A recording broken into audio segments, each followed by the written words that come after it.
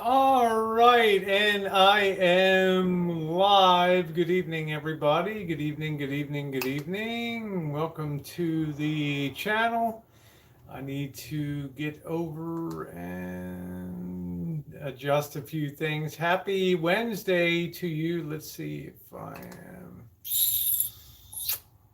coming up on the live side. Missy, how are you, sweetie? Nice to see you. Wacky times, man. Let me see. Let's see. Yeah. Let me change this on here.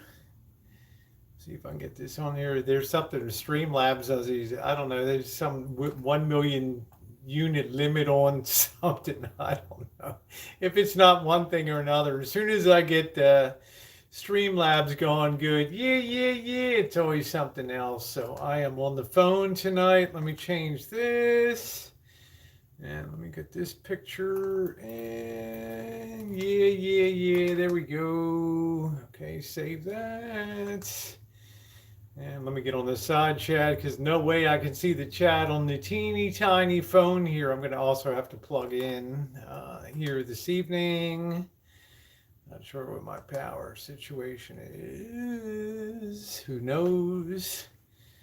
All right.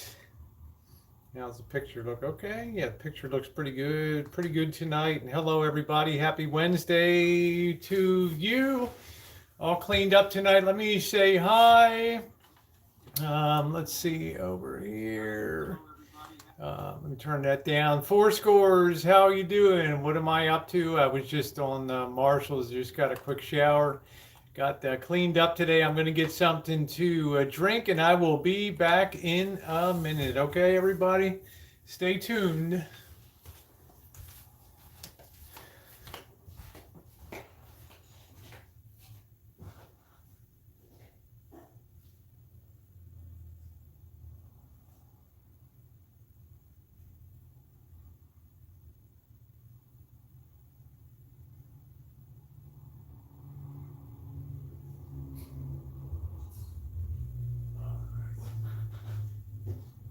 Give me that beautiful beer, long beautiful beer.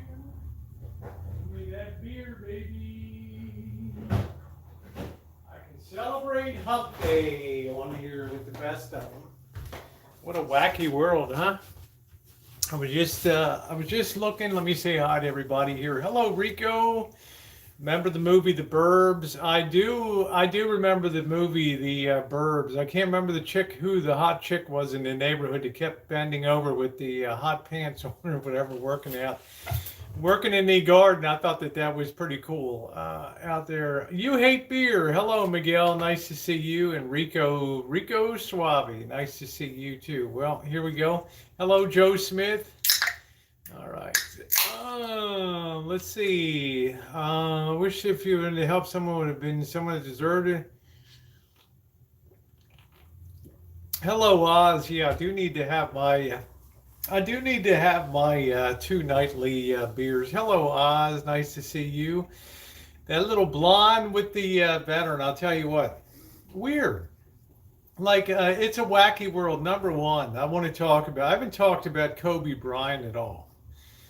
All right, we'll get to Elvis and why I was initially subscribed to his channel. Everybody's really eager about that one. But Kobe Bryant, on that morning of that crash, I guess that was Sunday morning. Even the LA police grounded their helicopters that day, and I mean it takes a lot. It takes a lot to ground the LAPD helicopter force, but even they weren't in the air that day. And that pilot for Kobe sought all kinds of special clearances to be able to fly in the fog. Man, take a limo or something like that. Was it really worth it? I guess at the end of the day, it really wasn't. And I felt really bad because Kobe Bryant, and this will be the last thing I'll say, Kobe Bryant defined what it was to be a point guard in life, and I really appreciated him being on that. Dang, the ghetto birds took in the why don't you teach the Kobe crash site? If I'm down there, I will do that. I will do that. The problem is it's up in the very very steep terrain, and it's been very difficult for them to get to that crash site. You don't understand the topography of those around the LA basin. It's very rugged hills with a lot of brush, and it's difficult to get up and down. And some of those canyons are very steep over there, and it really sucks. Hello, Sandy. How are you? Nice to see you. So I don't know what that means. Dr. Strangelove said tax fraud equals jail. Yeah, it generally does if you don't pay your taxes, especially if it's a big amount of taxes on there. The other thing, we got this virus, of course, and I was talking to, let's see, Phil Jackson said one reason Michael Jordan was a little bit better size, he could easily palm and control the ball with one hand and cup the ball with his forehand. Well, he did a good job for all of his limitations.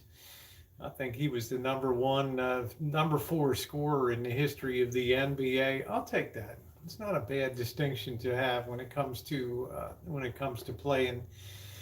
playing basketball. But I'll tell you, this virus, we have had these things before. People, Rosie, what do you think? What do you think about this virus here? You're familiar with China, and I'm very familiar with China and the way that influenza always comes out of southern China because people live in close proximity to animals, and it jumps from animals, either pigs or ducks, up into humans, avian flu, and things. I'm very familiar. The problem is a lot of people won't take this. A lot of people won't take this seriously because, like in the past, when we've had SARS, we've had the H1N1, we've had the avian bird flu, and all that. One of these things is going to come along. One of these things is going to come along and really rip new one, and it's something that's going to be kind of hard to control. Let's see. Gina said it's going to be fenced off. It's right behind the municipal water district building. Unless you hike from 2 miles out, hard to access. Also below Celebrity Enclave with private security. Yeah. It's going to be very difficult. It's going to be very difficult to access that site.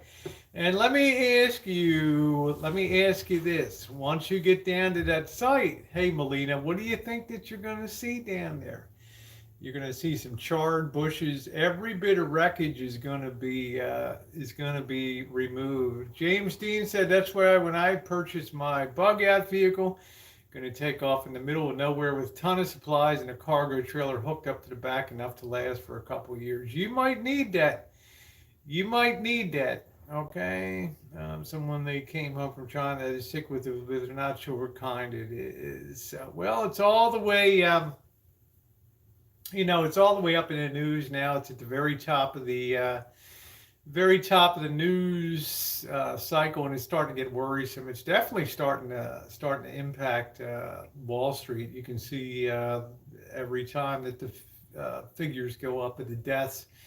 Why? Because people will be afraid to travel. You can see it in the casino stocks. They're not going to be traveling. It was Chinese New Year, which was the very worst time for this kind of thing to happen, Chinese New Year, because everybody's traveling. Hundreds of millions of Chinese are traveling by train and by buses and planes to be with family. And they're carrying that stuff. They're waiting around airports. It's like the exact worst time. How you doing, Tammy? My World in OKC. It has happened before. Yes, it has. It has happened before. We're just going to have to see what kind of legs this particular one has on top of in terms of carrying it. I don't know. I mean, the world is really kind of wacky right now. It makes me a little bit nervous, like we're on the cliff. When should I start buying casinos, Doc? Yeah, watch out for the Kung flu. Is that what they call it? Kung flu? Well, I did go out and get my flu shot on Monday afternoon. Reason being is I don't even know I was advised to do so. And I have had a flu shot every single season for like 20 years, and I felt a little bit weird about missing the one. So I got it anyway. You know, you called it the woo-hoo. I like that, the woo-hoo flu. Woo-wee. How you go? Huh? We have to be careful and use hand sanitizer. Yeah, Missy Jenn wears a mask when she goes out. She was at the grocery store today, and there was another person with a mask, and the person came around the corner and asked Missy Jenn, "What's wrong with you?" And Missy Jenn said, "What's wrong with you? You're wearing a mask too." And they both kind of laughed at each other. Yeah, I got my flu shot. I'm all good too. I'm all good to go. Washing your hands is better than hand sanitizer. I think it's also nice if you're kind of resistant. Make sure you're taking vitamin C and eating well. Because the weird thing about this is it incubates like 10 to 14 days before you even show any symptoms. You're carrying around the virus and coughing, slobbering, shaking hands and things. Oh man, it's kaboom. It's like kaboom. Kung Flu commented on another channel. Okay, that's pretty funny. How you doing, Missy? I've also been treated like I had a plague while wearing a mask. Hello, Jen. Yes, you are a petri dish, but I gotta tell you, my world in OKC, Tammy. Working on that van with all the joy juices and things around that, my immunity level is at a peak right now, okay? With all the fluids and pulling that gross wet rug out of that van that had been rolling in that van for months and everything. I am so germs tough. I am so I'm the ultimate germ fighter right here. Let's see. You should be wearing a hazmat suit, pulling all that rug with all that joy juice on it. Remember, my finger got all infected and probably transmutated some weird thing across the strain, some weird virus that's now sitting latent in my body for the next 5 years. Let's see. Matawick says I got badminton. Nice spelling there. You spelled it correctly. Badminton. Grab your shuttlecock and play a little badminton on Thursday. And none of the Chinese turned up today. They must be scared of getting the virus. The van was beyond disgusting and unacceptable. How can someone? Well, we're gonna. I like this.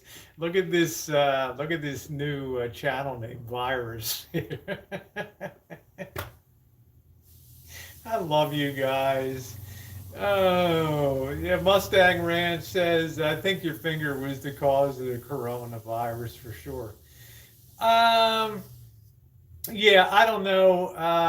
It is what it is in life. I'm a little worried. We're watching on a daily basis. Things have been too good, but we got what's called a confluence of events right now. We got to stay sharp. Okay, we got to stay sharp.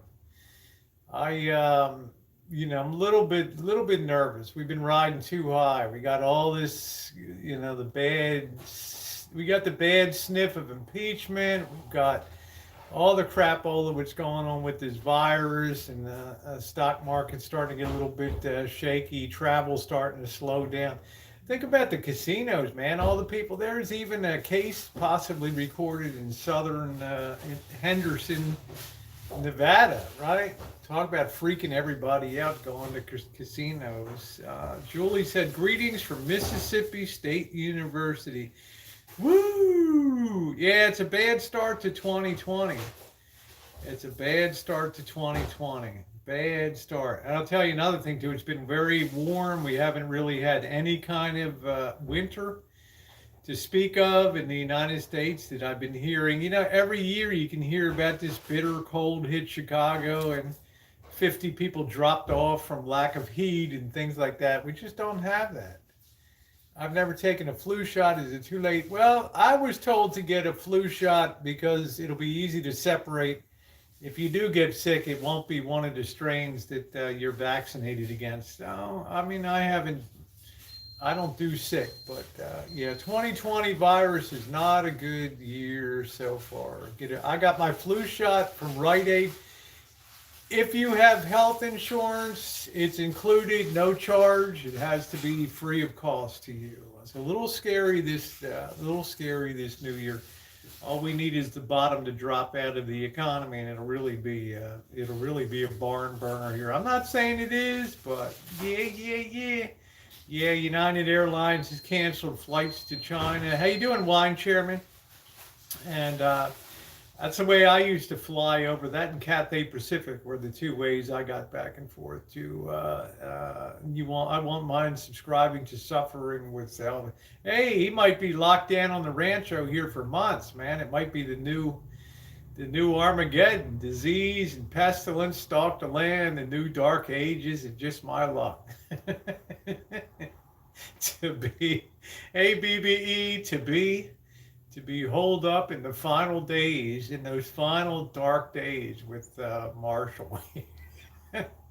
as long as we have an internet connection, it's all gonna be good, man. It's all gonna be watchable, newsworthy, fun vid. Might as well turn this fireplace off. It's warm.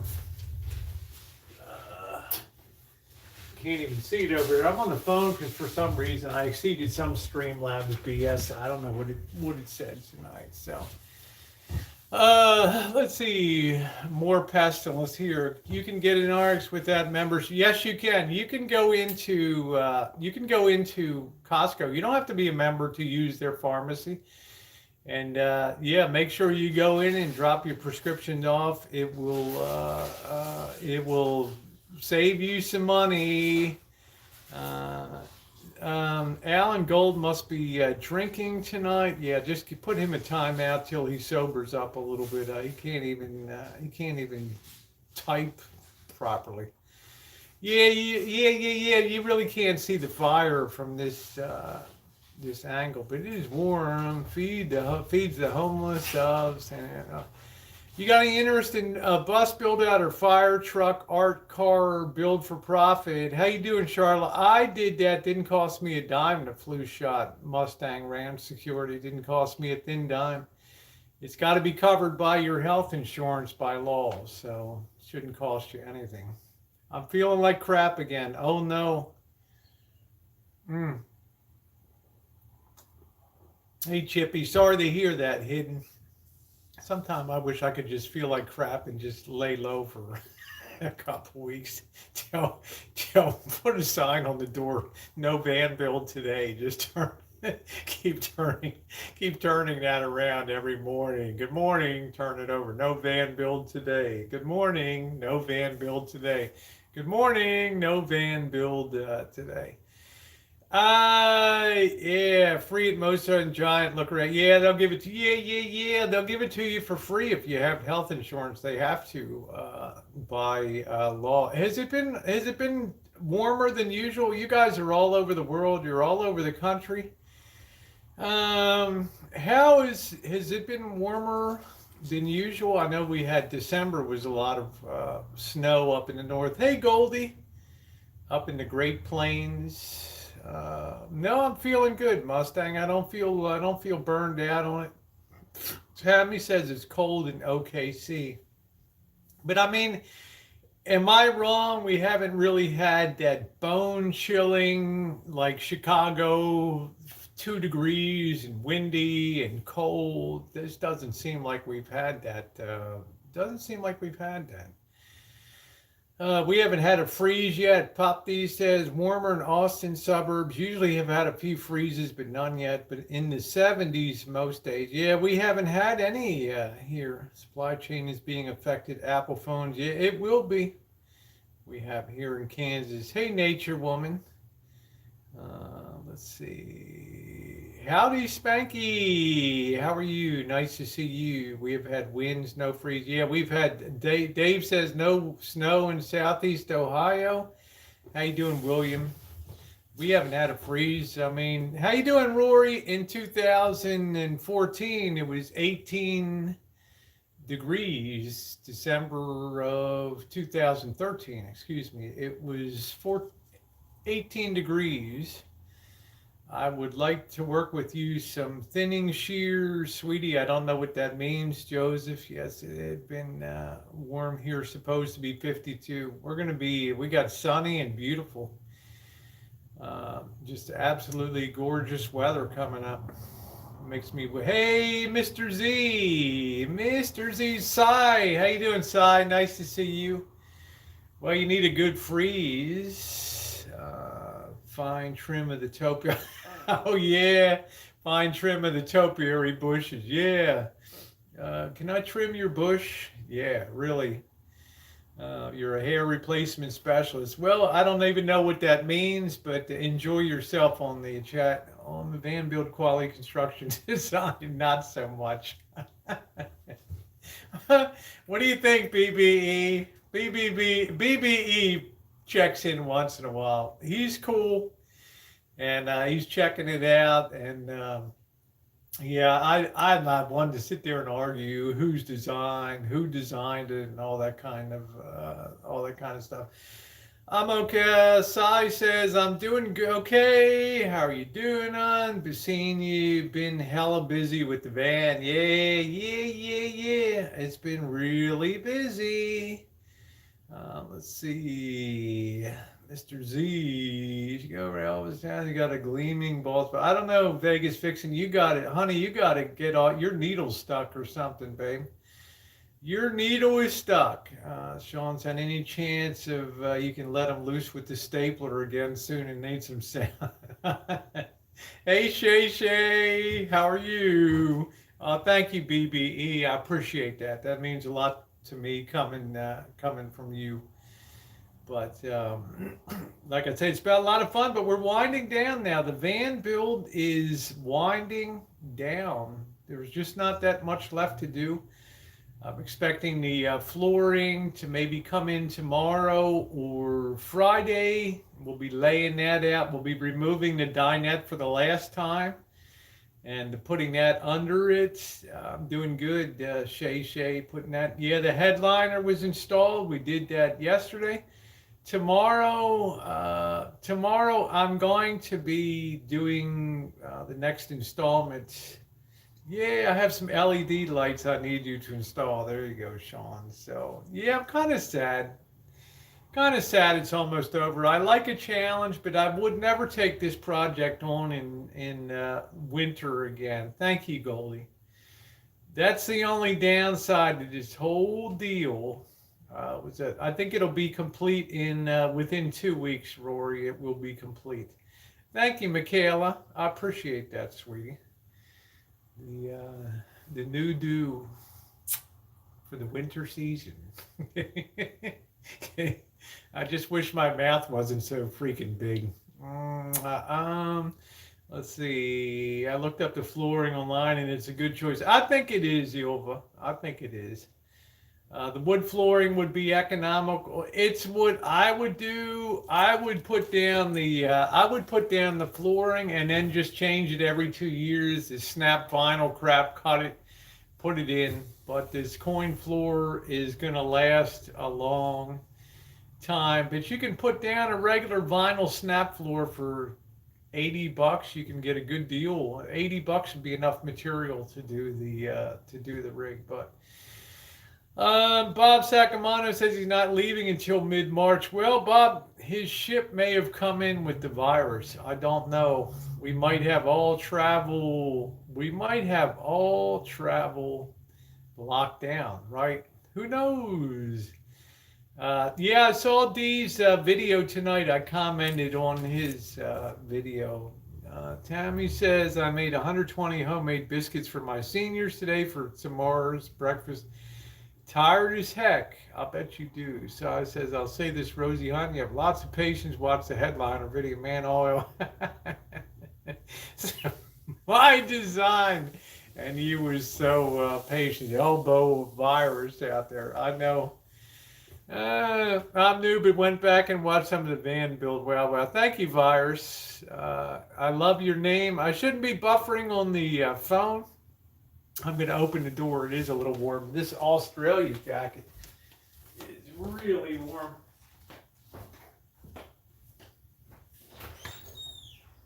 Yeah. Open the door a little bit.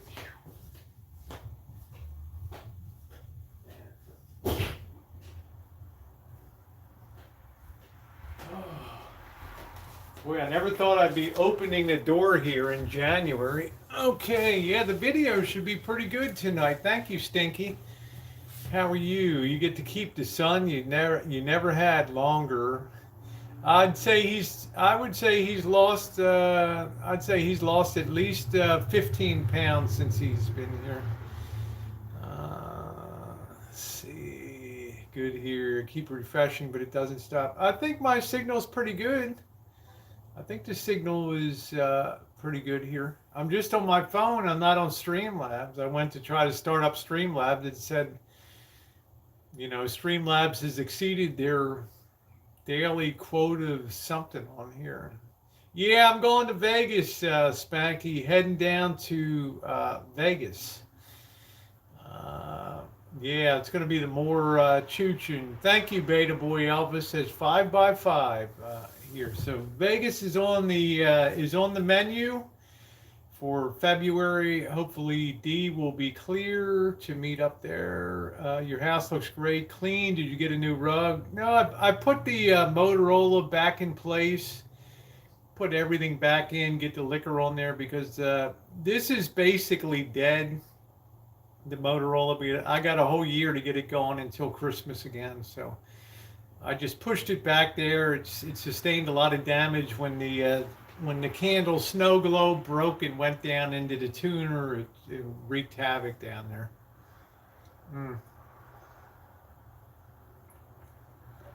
I will, JJ. I will. Yeah, I'm going to try to meet up with Dee.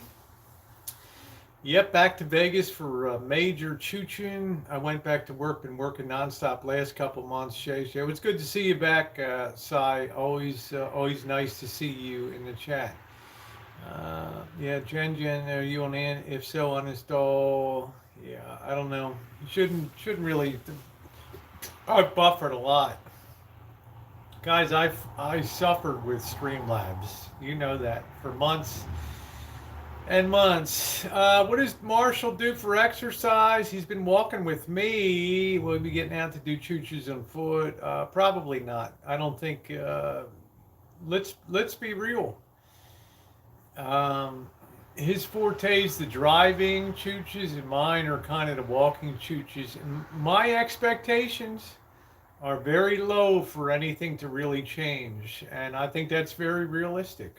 Okay, it's just like I'm not going to change my whole way of doing things, and I doubt that he will either.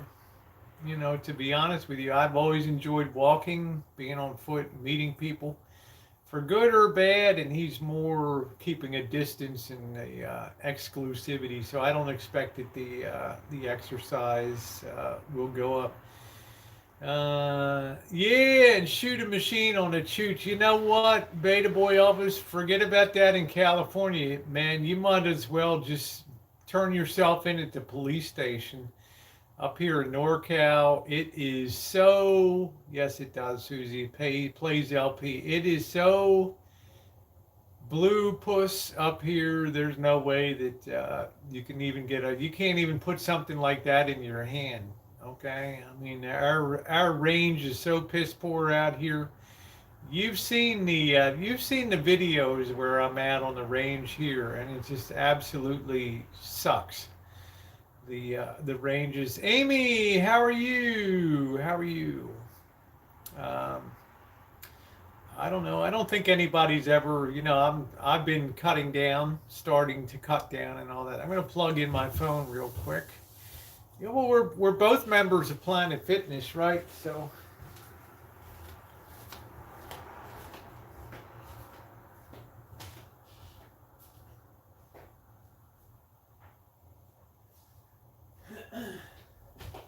give a little extra juice here. I'm going to give you guys a report too. I sent my phone off. Let me see if I can plug in here without destroying the whole Hangouts. Yeah, there we go. Put that in there. All right. All right. I wanted to tell you guys, you make his van $1 million and take care of it and doesn't end up like, well, we all mag dump them. I will BBE. I'll definitely check that out on your channel. You're lucky up there where you are that things are cool. Not buying on the cover. Actually, I'm going to tell you, Mustang Ranch Security, he pulled those visors today on that upper part above the headliner there and scrubbed them off. They look brand new. They are so sparkling white and beautiful that they turned out great. So it's just a question of cleaning stuff off once in a while, in my opinion. So you, me, Randy, and Rory. Yes, they started kicking people. I was going to talk about that. They started kicking people off of the trail today. Things are going to get heated because, as usual, the easy cases go first, and it's going to get a little tougher getting some of these people off of this trail, these homeless off of here. So a little soap and water and look good. Hello, Lucky Beans. Nice to see you. Hello, Miss Kitty D. How are you doing, sweetie pie? Nice to see you. It just hasn't really felt like much of a winter, but I'm so glad. I'm so glad that the rainy season is over. Is it summer wet yet? Can't wait to see you again. Yeah, I'll be passing through. Thank you, Lucky Beans. I will be passing through Cheyenne and Omaha again. Let's see. I can't wait for summer to get here. You and me both. I can't wait for summer to get here. Now, as far as Choochin, we may be out tomorrow night on a Chooch, getting something cheap to eat. So stay tuned. I'm not sure. We might go up to Healdsburg. I'm not sure. It depends. Sometimes the signal is really sketchy up in that area, but that would be pretty cool to go up there. Try to get an earlier start so it's lighter. It was kind of disappointing to be down in Petaluma there, and it got dark and you couldn't really see the beauty of the water and all that down there. So jeepers creepers, where did you get those peepers? This virus might keep you. No, somebody else said, Bob Sakamoto said Marshall would be here through March. So I don't know. The way it's going now, the Point Reyes would be a fun little choose. The World Health Organization is meeting right now and discussing what to do on a worldwide basis. I'll treat you to Texas Roadhouse. Really would love if you could meet. Yeah, I'd love to meet them, Michaela.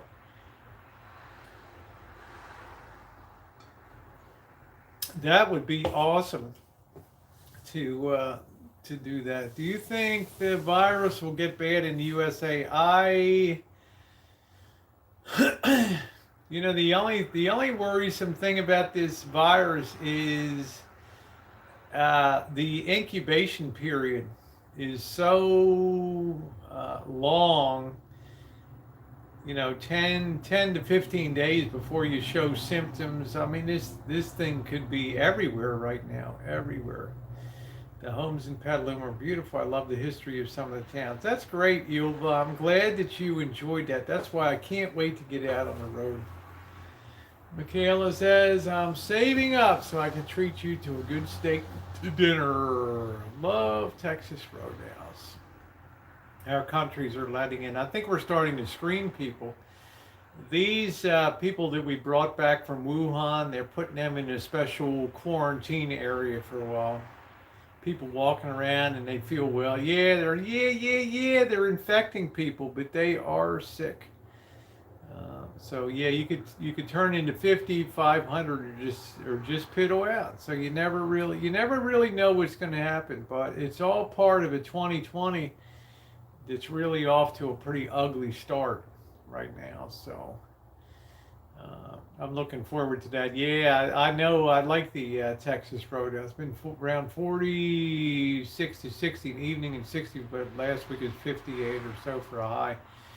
I looked at our weather. It's going to be great. It's going to be in the mid 60s, and some nights it'll be down to the mid 30s, but that's okay. Yeah, you can't screen people who are carriers and showing no symptoms exactly. So it depends how much they choose to panic or not. But I guess the only way to beat the virus, stay home and not go out in public. Have lots of food for a month or two. Yeah, I love the Petaluma shoot. Some places don't look so great at night, but seeing people took a lot of care for lighting. Great video. I live far away from the strip. Most likely it won't spread past the tourist area if they quarantine. Well, you know what, Rory? I'm bringing it out to you. Okay? My special delivery for you in Las Vegas next month. Ding! This is the face of the Wuhan. This is the face of the Wuhan virus. Flights will be stopped. People will be quarantined. Yeah, they can make a flight. Yeah, deciding who looks. Yeah, the dude's sitting there deciding. Yeah, you look okay. Yeah. You got nice legs. You can go. Yeah. I like those. I like that rack. Yeah, you can go. Yeah, D, you can move on, honey. You're hot. Yeah, go ahead. Sorry, Joe, you can't go in, man. You know, over to the quarantine. No, yeah. 45 days of Laverne and Shirley reruns. We're gonna make it. Give us any chance, we'll take it. Give the and we'll even throw in happy days on weekends, right? Monday, Tuesday, happy days. Thursday, Friday. Oh man. Schlemiel, Schlemazel, Mazel Tov Incorporated, right? That's what I'm saying. Look how fast it spread because it has what we call a deep incubation period, D. So maybe, oh, you really play the piano? Thank you, Mustang Ranch. I just sit down and kind of play by ear. I decided to do a little Cats rendition. Memories all alone in the moonlight. La dee dee la doo doo. Whoa. Ooh. I like Madowicks. I'm going to go to my Chinese restaurant. They'll give me free stuff for supporting one. While others are scared of getting the kung fu flu from. Did I take my meds? Yeah. Oh no, you were sick in bed. Rum Tum Tugger, two cats. Yeah, so I decided to play a little rendition of Cats. Hey Juju B, how are you? Now, as far as travel goes, for what's coming up, I really have to kind of play it by ear and build that around what Missy Jenn is doing here on the Rancho, and of course her health and her treatments have always been my top priority here. Hey, Ghost Politics, cheers to you. Cheers to you. Let's raise a glass to Ghost Politics. Nice to see you. Ghost Politics and his band of merrymakers. Welcome to you. Happy Hump Day, my friend. GX, that's it. Aussie girl says it's really stinking hot here in Victoria, Australia. You feel like wearing a mask and washing my hands every 10 minutes. So it's about the way I feel. About the way I feel right now. I just read where there are 36 states with, but not confirmed. That's what I mean. This is really. Now it doesn't mean that you die. Okay, if you have a pretty decent immune system, you feel like crap for week 10 days. Yeah, do do do do do do do do do. Yeah, the piano was out of tune. Juju B says, "I'm done, Rosie. I'm done."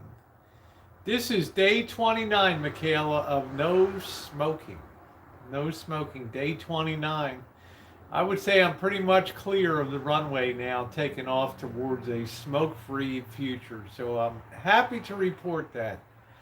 And I haven't gained a pound here, so I'm kind of happy about that. I've been moderating my diet, so that's good. Thank you, Catherine. So tomorrow will be tomorrow will be 30 days, Amy. 30 days tomorrow of smoke-free.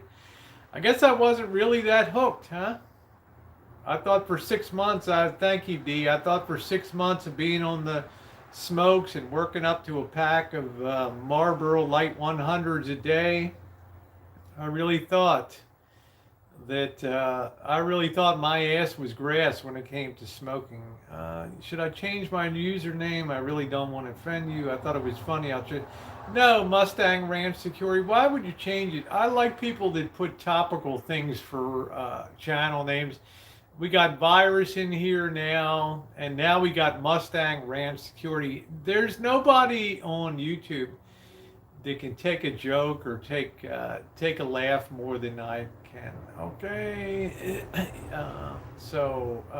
yeah, I'm not going to answer that, Joseph. Catherine says, I smoked about a week or two while having finals in school. Ooh, ooh, ooh. Hey, let's play.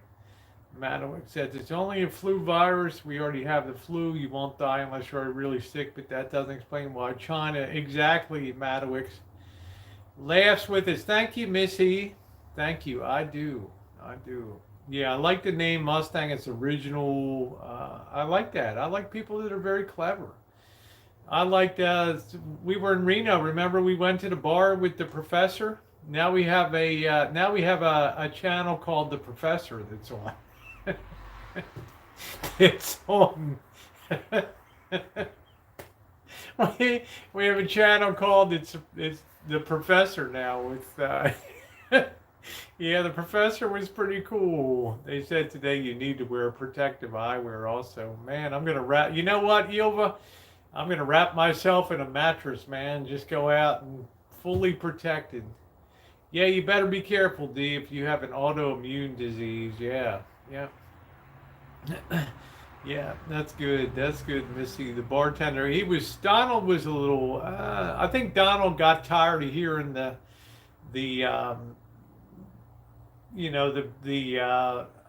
prostitute talk like I did. I mean, I'd had it up to here with all that BS about where's the brothels and where are the hookers. I'm like, man, just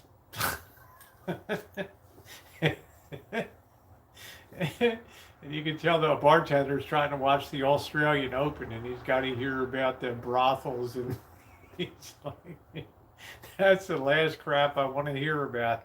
At the at the bar.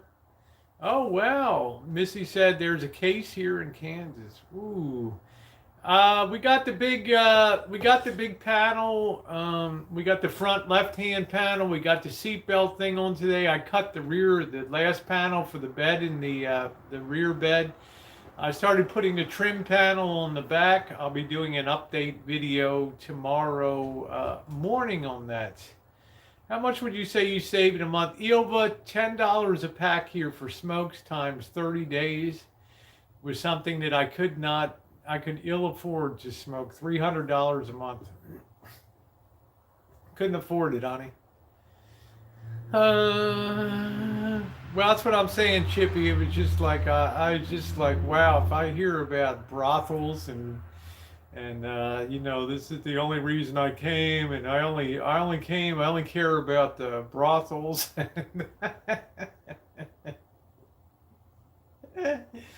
I don't mind people. There's a certain gold star I give for honesty on that, but it's not something that I gave a hoot about. It just got tiresome. Joey's eat pap from their mom is yeah, it could be Teresa. Interesting. I wish someone could explain to me how solar works in an RV or van factor. I'm dyslexic.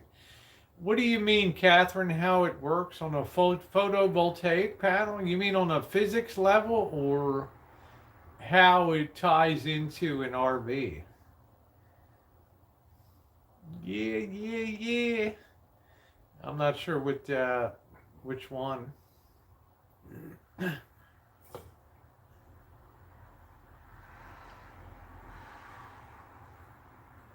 But charge controllers and batteries, how do you keep it straight? Well, you got to understand it's all a process of coming through your panels, and then you have a charge controller that regulates how much your battery. You don't want to overcharge your batteries; they could explode, they could overheat and destroy them. So you need a regulator that regulates the flow of solar charge going into those batteries. And then to use that current that comes out of the batteries, you have to use an inverter. If you're going to have any kind of 120 volt applications or things on there. So kind of important. Yeah, random trucker. I mean, I'm doesn't understand why not everyone's into hookers. Man, I'm 61 years old, right? I mean, I play young, believe me. I mean, I'm telling you guys, there was a day. No, I can't even say that. There was never a day when I was into hookers. Okay, never. Now, I'm not going to BS you. Okay, D. I'm not going to BS you. I had my times down on Baltimore's infamous block, the adult entertainment block of Baltimore, for bachelor parties and good times in college, and the guy standing out front, showtime, showtime, guys. Girls so fresh in there, you could slap it. Did, did all that. Now, yeah, I got game, Jen. I mean, how are you going to impress a gal? Um, like I said, shooting fish in a barrel is not a sport. It's like the reason the boss and I and Janet, we go out salmon fishing. We're not guaranteed to catch salmon. If we filled our boat with salmon every time we cast or dropped our lines down, what fun would it be? It wouldn't be a sport, right? Well, what kind of what kind of what kind of feedback does it give your mind? It's like you're selling yourself short on your charisma, the entertainment. If you're Elvis or something, that you have the charisma, the jet black hair, the 52-inch chest, or you're selling yourself short, right? I mean, you're not allowing your charms to work. This is what I don't, But there's some guys I think they just, I don't know, they're not willing to put the effort in. So, yeah, you prefer catching from a kayak. How you doing, Julie? How you doing, sweetie?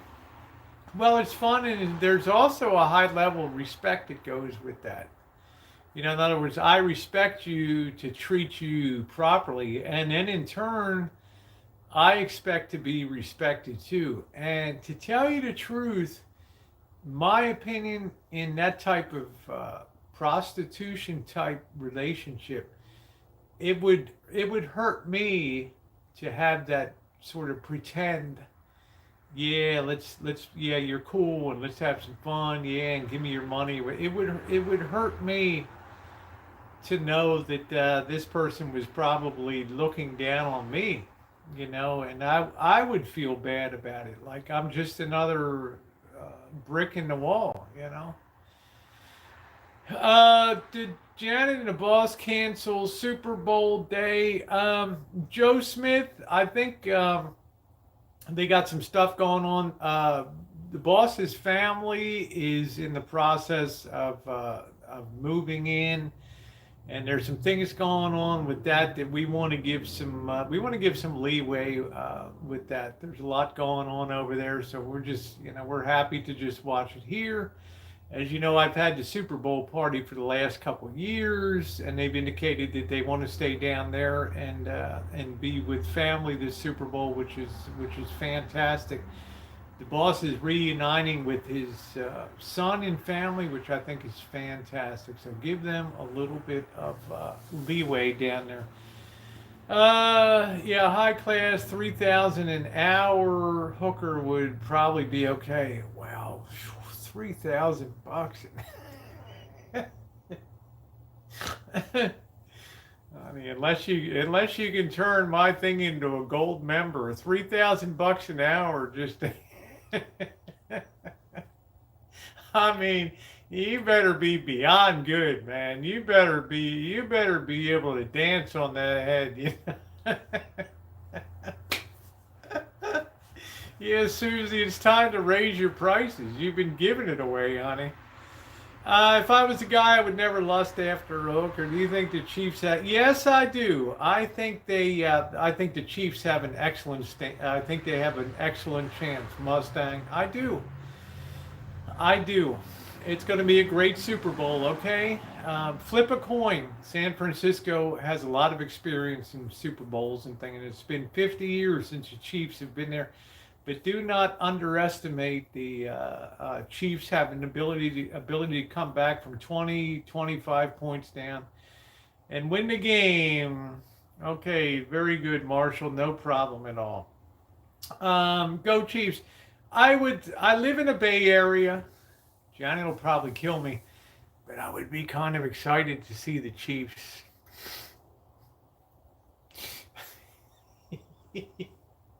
I'd like to see the Chiefs win the Super Bowl. I think I would kind of like that. But greetings from Melbourne. I love the city of Melbourne. So Christina said, "Go Chiefs." Me too. I know, not so loud. Janet would absolutely kill me. I just like the I love Kansas City. You know, to me, it's one of my top 5 favorite cities in the United States. Kansas City is an outstanding city. Now, Dave says, "I feel bad for the girls on the street. So sad." That's exactly the message. That's exactly the message that I wanted to convey with my cinematic Tijuana video.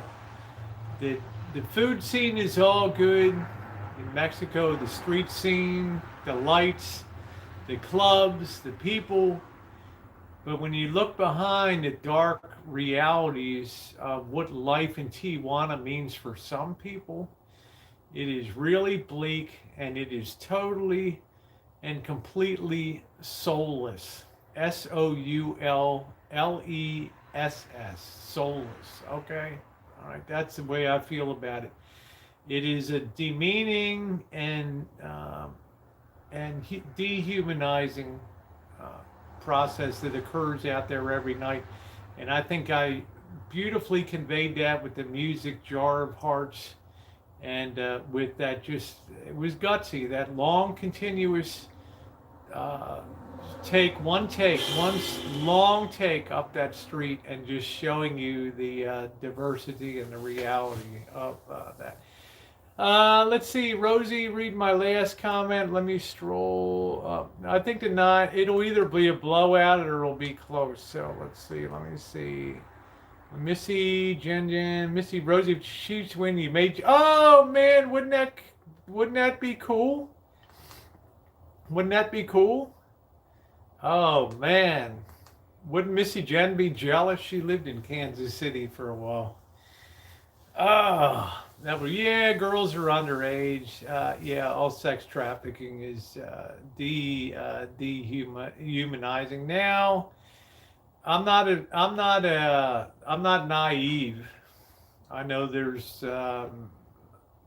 are segmented the population out there, guys that don't have that desire to have a relationship, and they're just in it for the sexual release of it. To me, it comes with a high risk, but it is what it is, particularly in a country like Mexico. Dave, yeah. What's going on, Dave?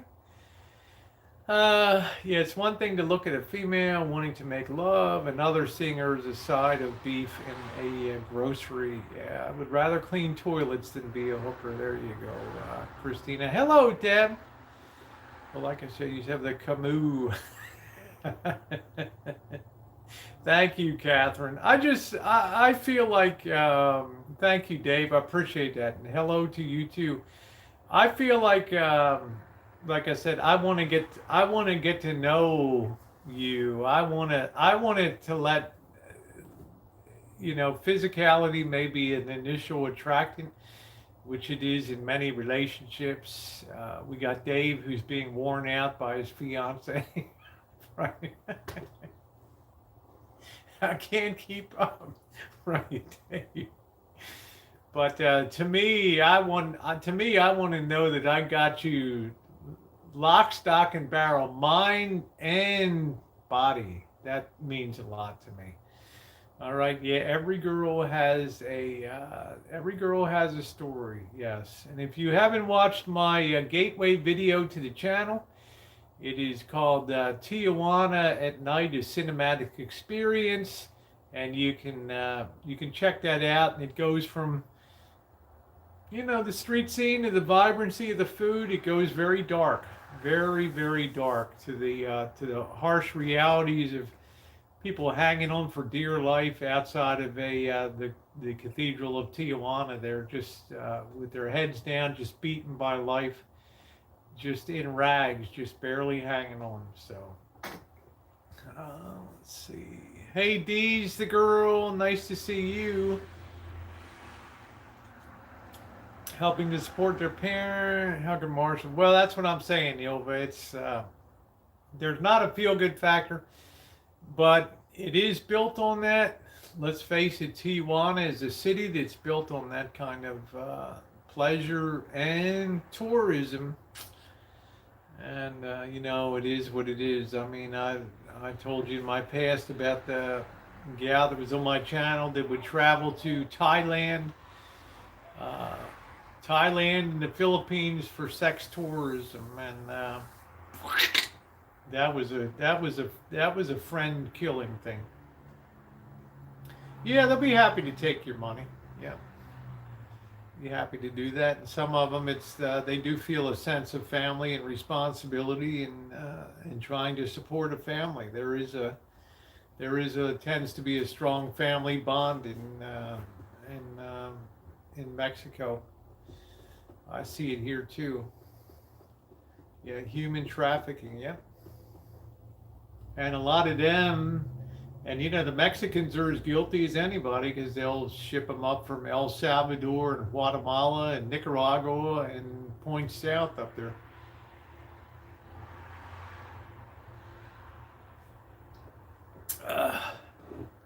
The weird thing was seeing the working girls from America down there, and some from Europe that were down there working all decked out in the finery, and you could always tell that life was a little hard. You'd look at some of the stockings would have runs in them and things, and then it's like you're kind of skating on the edge down there. You need a new battery for 10. Ooh, your knees. I'm sorry to hear that. Sorry to hear that, Catherine. So you guys up for another Chooch tomorrow night? Did you enjoy the Petaluma? I haven't been live since last night. I hope you enjoyed that. I know I had some people that agreed with Marshall to get out there earlier in the night, earlier in the afternoon, so it's light. You can see a little more. That's what I enjoy about spring and summer Choochin. When we go back to daylight savings time in, what is it, March now we go back? Is it February or March we go back now?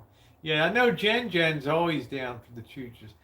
A lot of women do it of free will. They don't have an opportunity like Americans do. I would agree with that too, JJ. I would agree with that. Yeah. Kim's like, I love Petaluma. And Kim, nice to see you tonight. I didn't see you in there.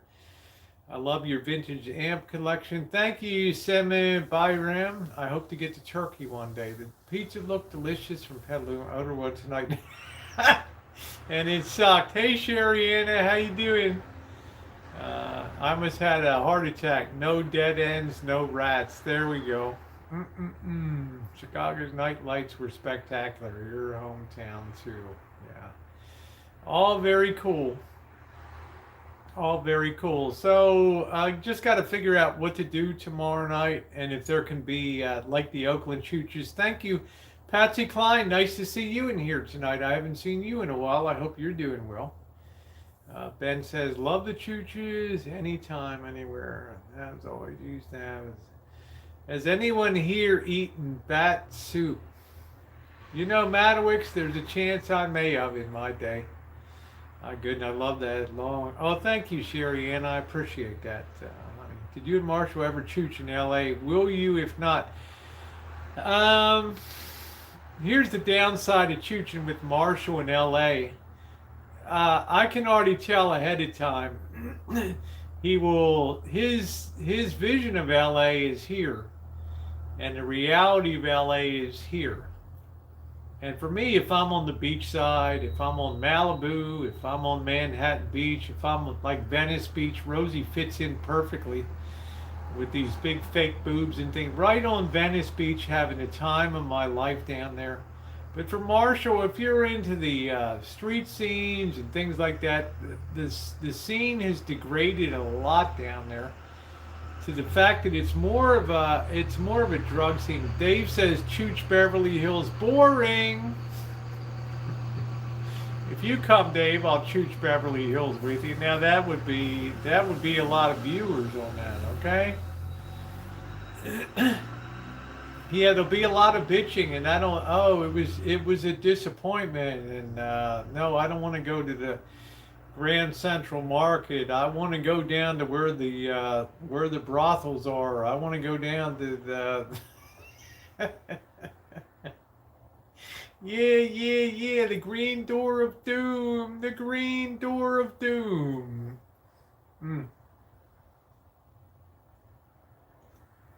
That's pretty funny. So, yeah, Plato's Retreat. I don't know, we have different interests in things, and I think Reno bore that out a bit. That difference is just that, I'm more interested in meeting a girl maybe from YouTube or something like that. You have to let me catch my breath every day. If we choose, could you imagine with Dave? I have to push Dave along in a chair. Hurry up, Rosie. You'd be like, hurry up, Rosie, get those fat little feet moving. Look at Virus. I don't know, Virus. You could ask Dave. Check above. Dave has more knowledge in that line. What about, do you get free tickets to a game show? Yeah, that would be pretty cool. Rosie O'Kelly, come on down. You've got mail. Okay, Kirsten. I've had people contacting me about a van build. I may help some people out later this year, but for the time being, I'm not going to be doing any van builds. Yes, I've agreed to do some things to help some people on the road, but electrical only,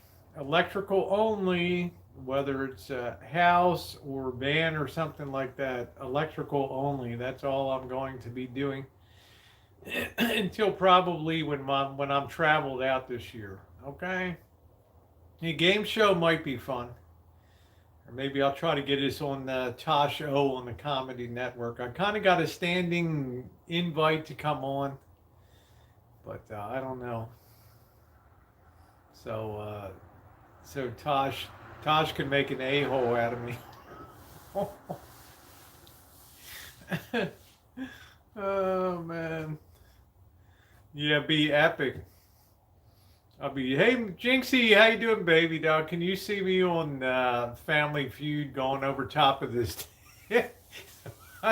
This family cheated on the other side, throwing over that stand where they stand, pushing that over. to get to the other side.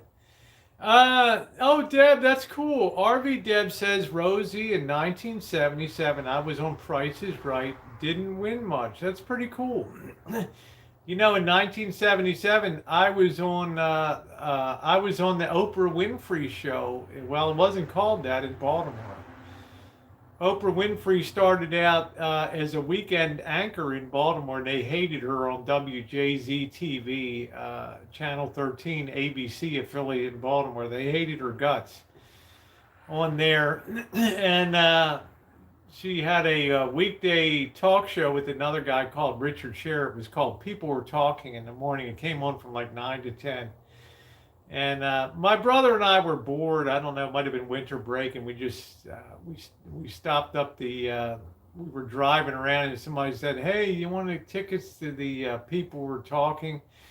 And I'm like, you know, I'm thinking this shit's already boring, right?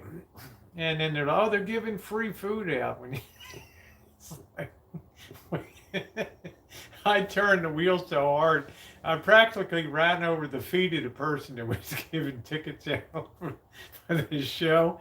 I couldn't get to that fucking studio fast enough. I thought everything's going to be given away before I'm flying up studio. I'm flying up Television Hill in Baltimore, right? Get a parking spot, and I go on there.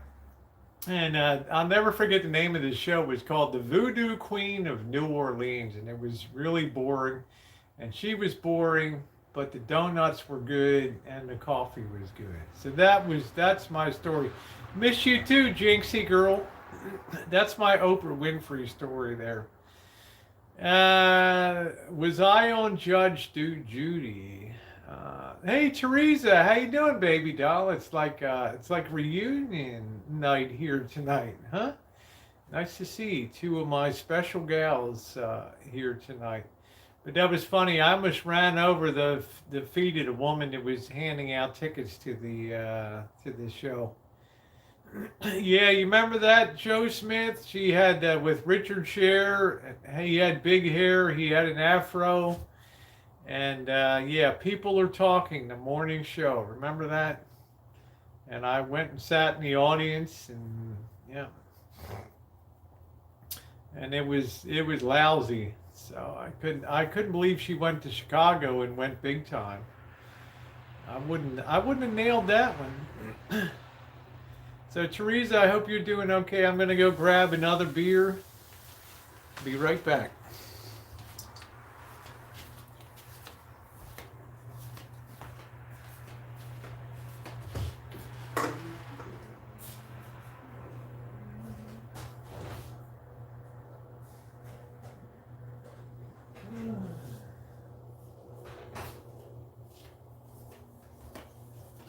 People Are Talking.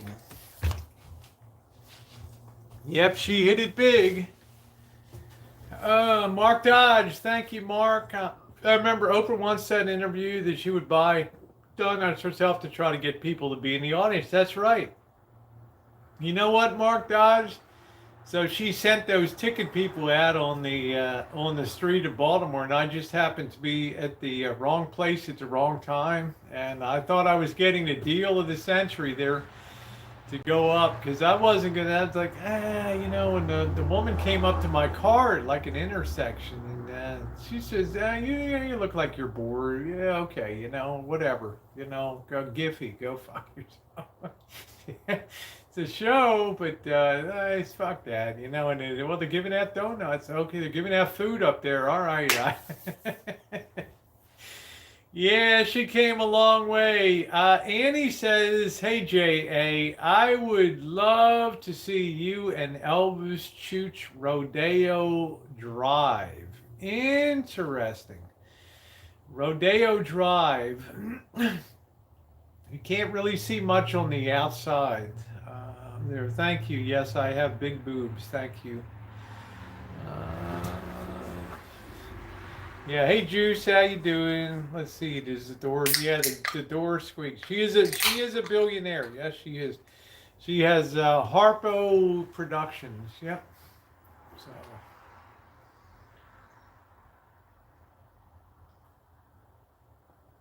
Missy Johns. Yeah, quit spamming. Yeah, say it once and just be done with it. So that's my Oprah Winfrey story. I used to see John Waters around Baltimore all the time. Rosie on Rodeo Drive would be like Pretty Woman scene there. I mean, I'm so out of place down there.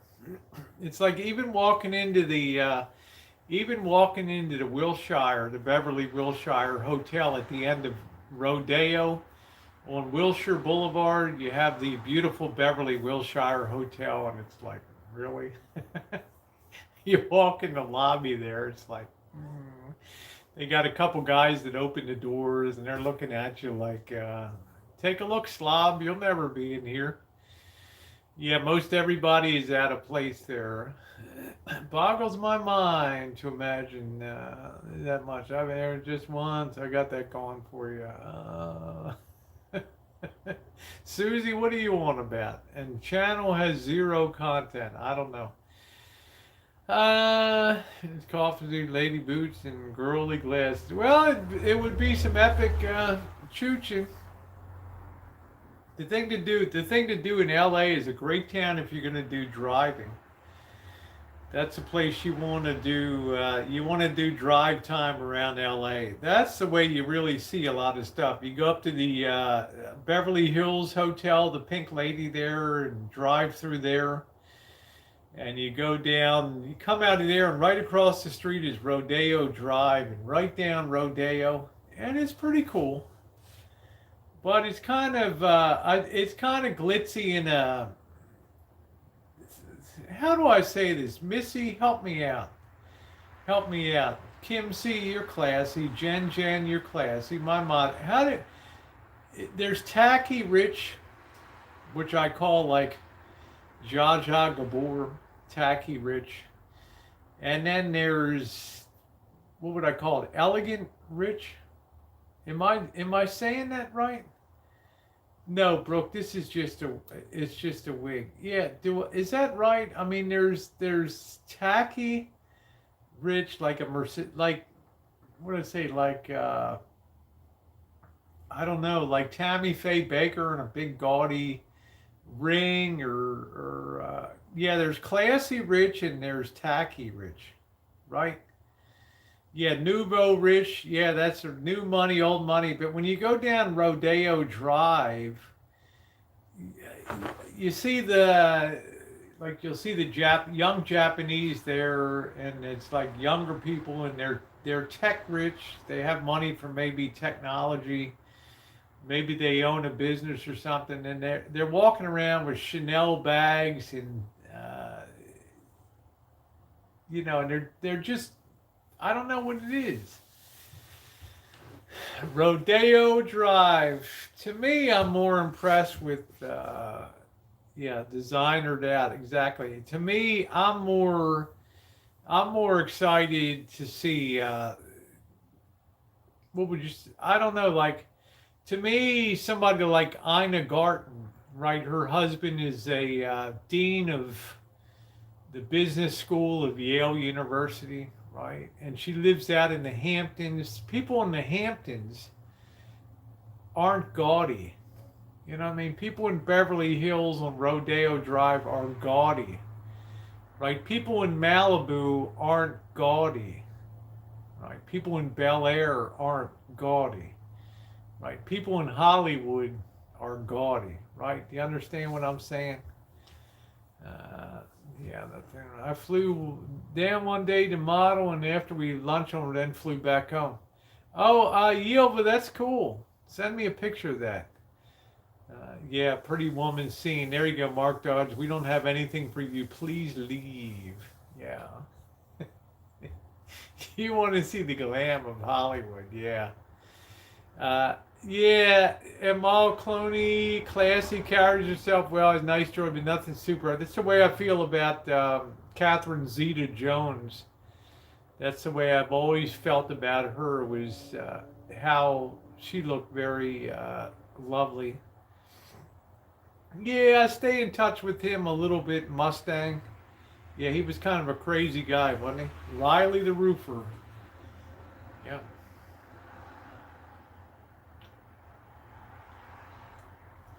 Anna Nicole Smith, Demi Moore. You like Anna Nicole Smith, like pink, pink satin pants, like stretch pants, and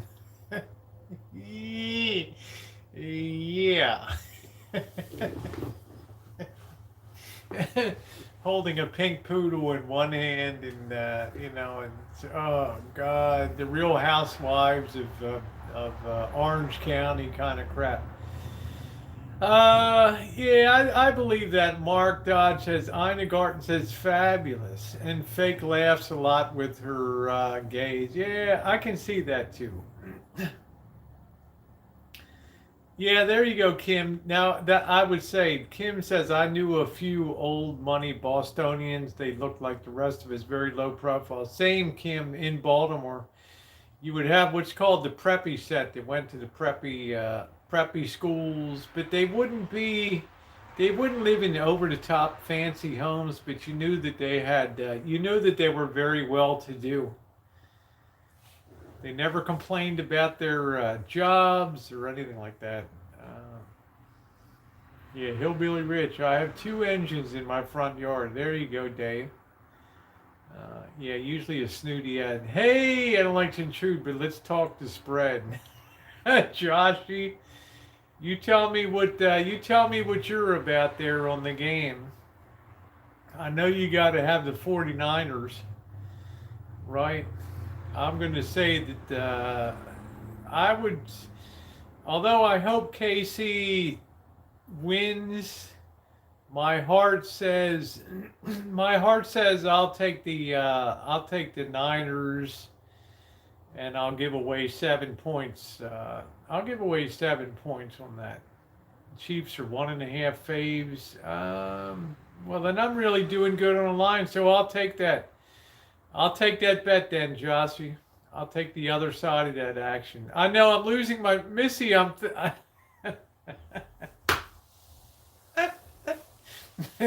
Missy's like, that shirt went really.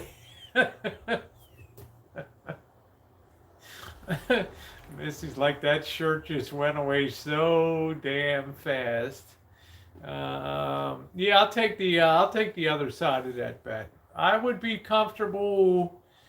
I'd probably lay $500 on that. I'd probably take that bet. I'd probably take that bet. Hey Donna, my day was good, honey. How was your day? How was your day?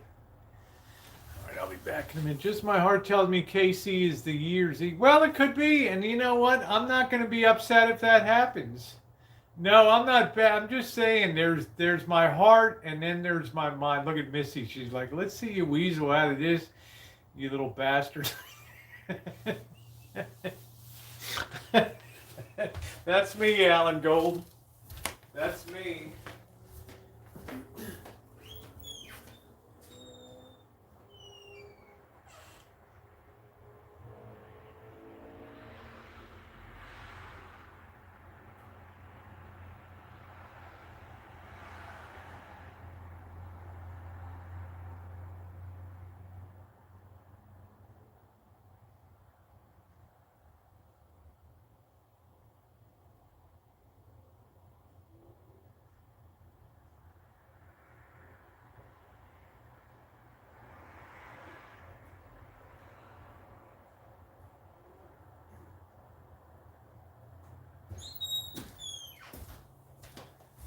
All right, now watch how I redeem myself with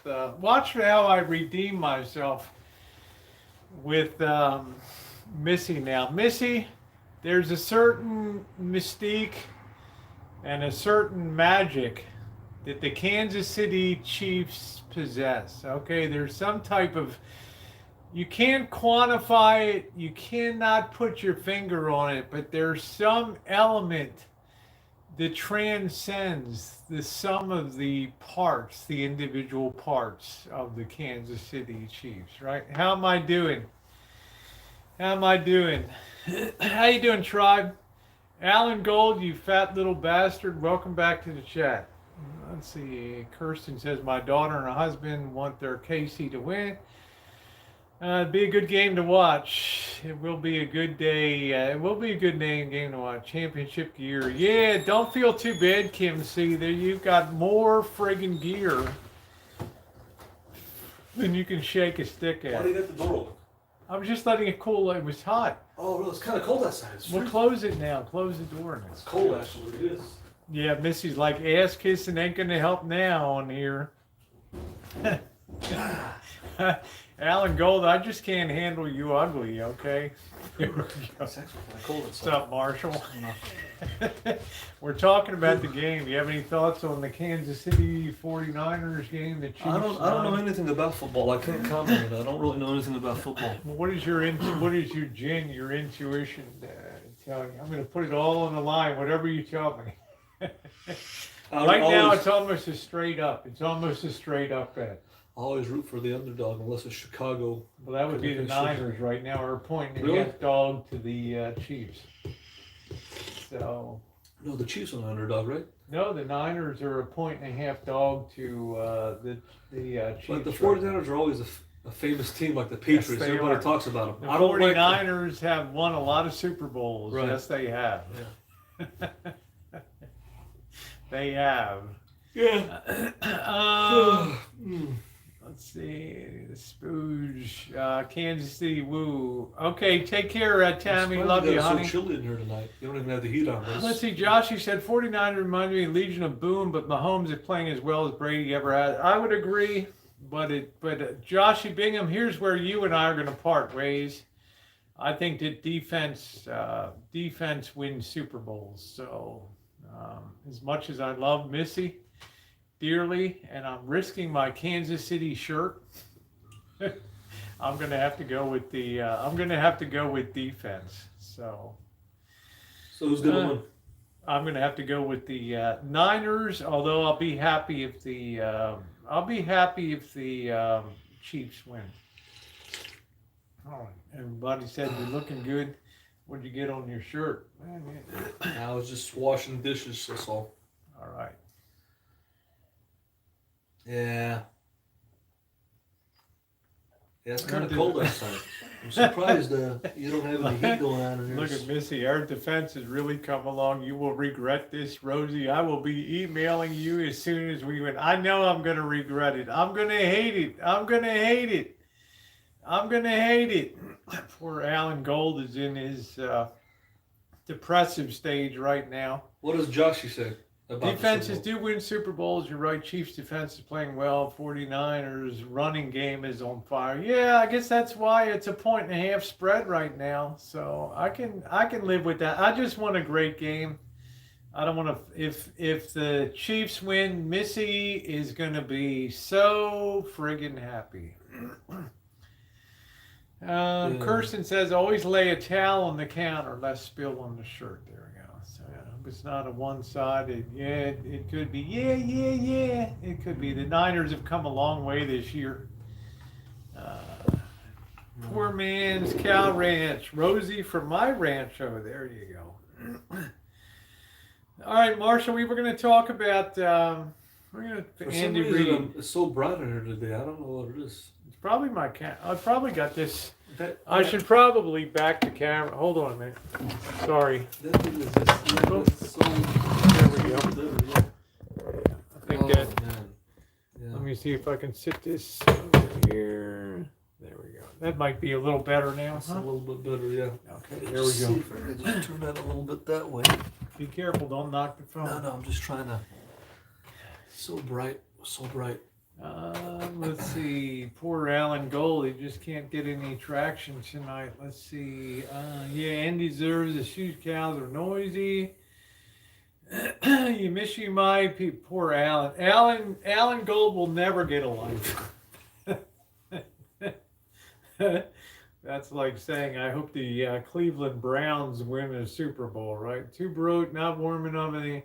Kyle Shanahan is young and up and coming. This won't be. Yeah, that's right, Josh. You see, I only want a good game. That's all I care about. I like a close game. I hate Super Bowls that end up being blowouts. they're not fun. And we've had some good ones the last few years. So what we're going to talk about? Well, before we get into that, since you're on the subject of Super Bowl, I know Joshy's in Denver. Is he a fan of the Broncos? Yes, he is. Yep, he's a big time fan. So of the Broncos. he's a fan of Broncos like Tara, right? He is like Tara. I think he's a fan of the Broncos. He's also, I think he's also a pretty good sports bettor of some repute too. For people that don't know, Joshy Bingham has been watching us from the very beginning. Years and years ago, he's been watching. Well, I met him in person. Yeah. You know. And had a great time. I can't wait to return the favor. What are you eating for Super Bowl? We've got some. We've got macaroni salad, potato salad. And we got a differently marinated tri-tip, and I'm probably going to pick up some wings. So we'll have a little bit of a party here for Super Bowl. You know. Is Bobby coming over? I think Bobby will probably come over. Yeah. I hope he comes over. No, I hate the Bronx. Actually, oh, that's right. You were a Bills fan. I keep forgetting.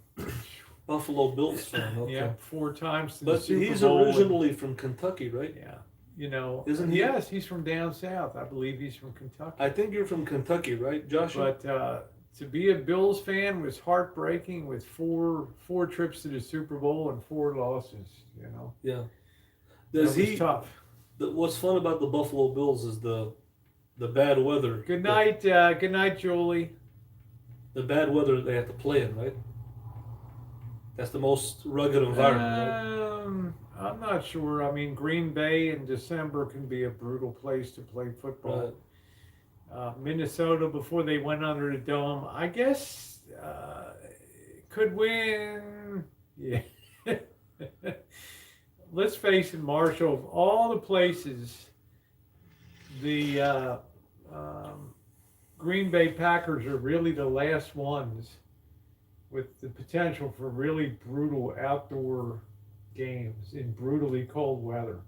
Because they have the same Buffalo? Stadium, Lambeau Field, which is an outdoor, yeah. And their tradition is, we don't give a shit how cold it is. You come here and bring your game.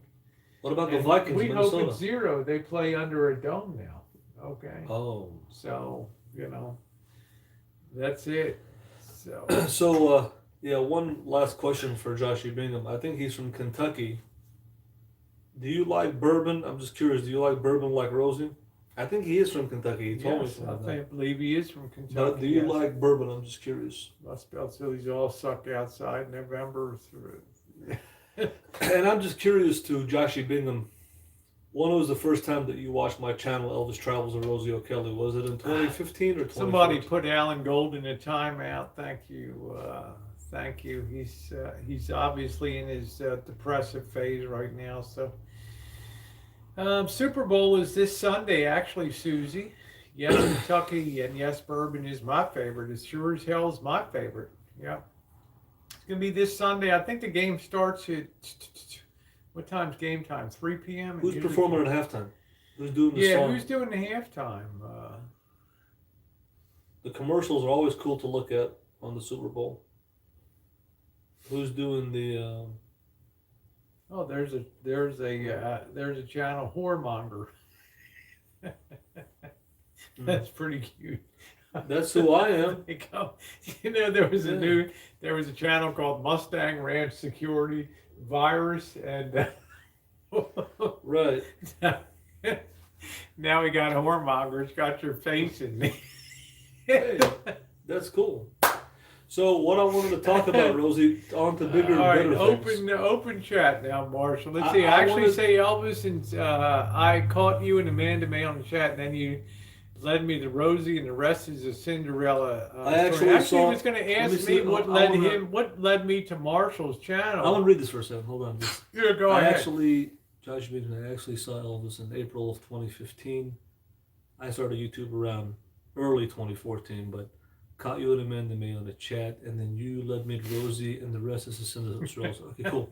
No, I was, because he's been watching this for years, so. But what were you going to say, Rosie? Yeah. Somebody's going to make a Wuhan coronavirus channel on here. We got one that's Whoremonger. I love these people really make YouTube for me. No, you're gonna ask me what led you to the what led me to your channel back in. So you came into our community. We didn't come into yours. Well, Jory you had invited an you. ill-defined community, and as I recall, Jory kept booting you out of the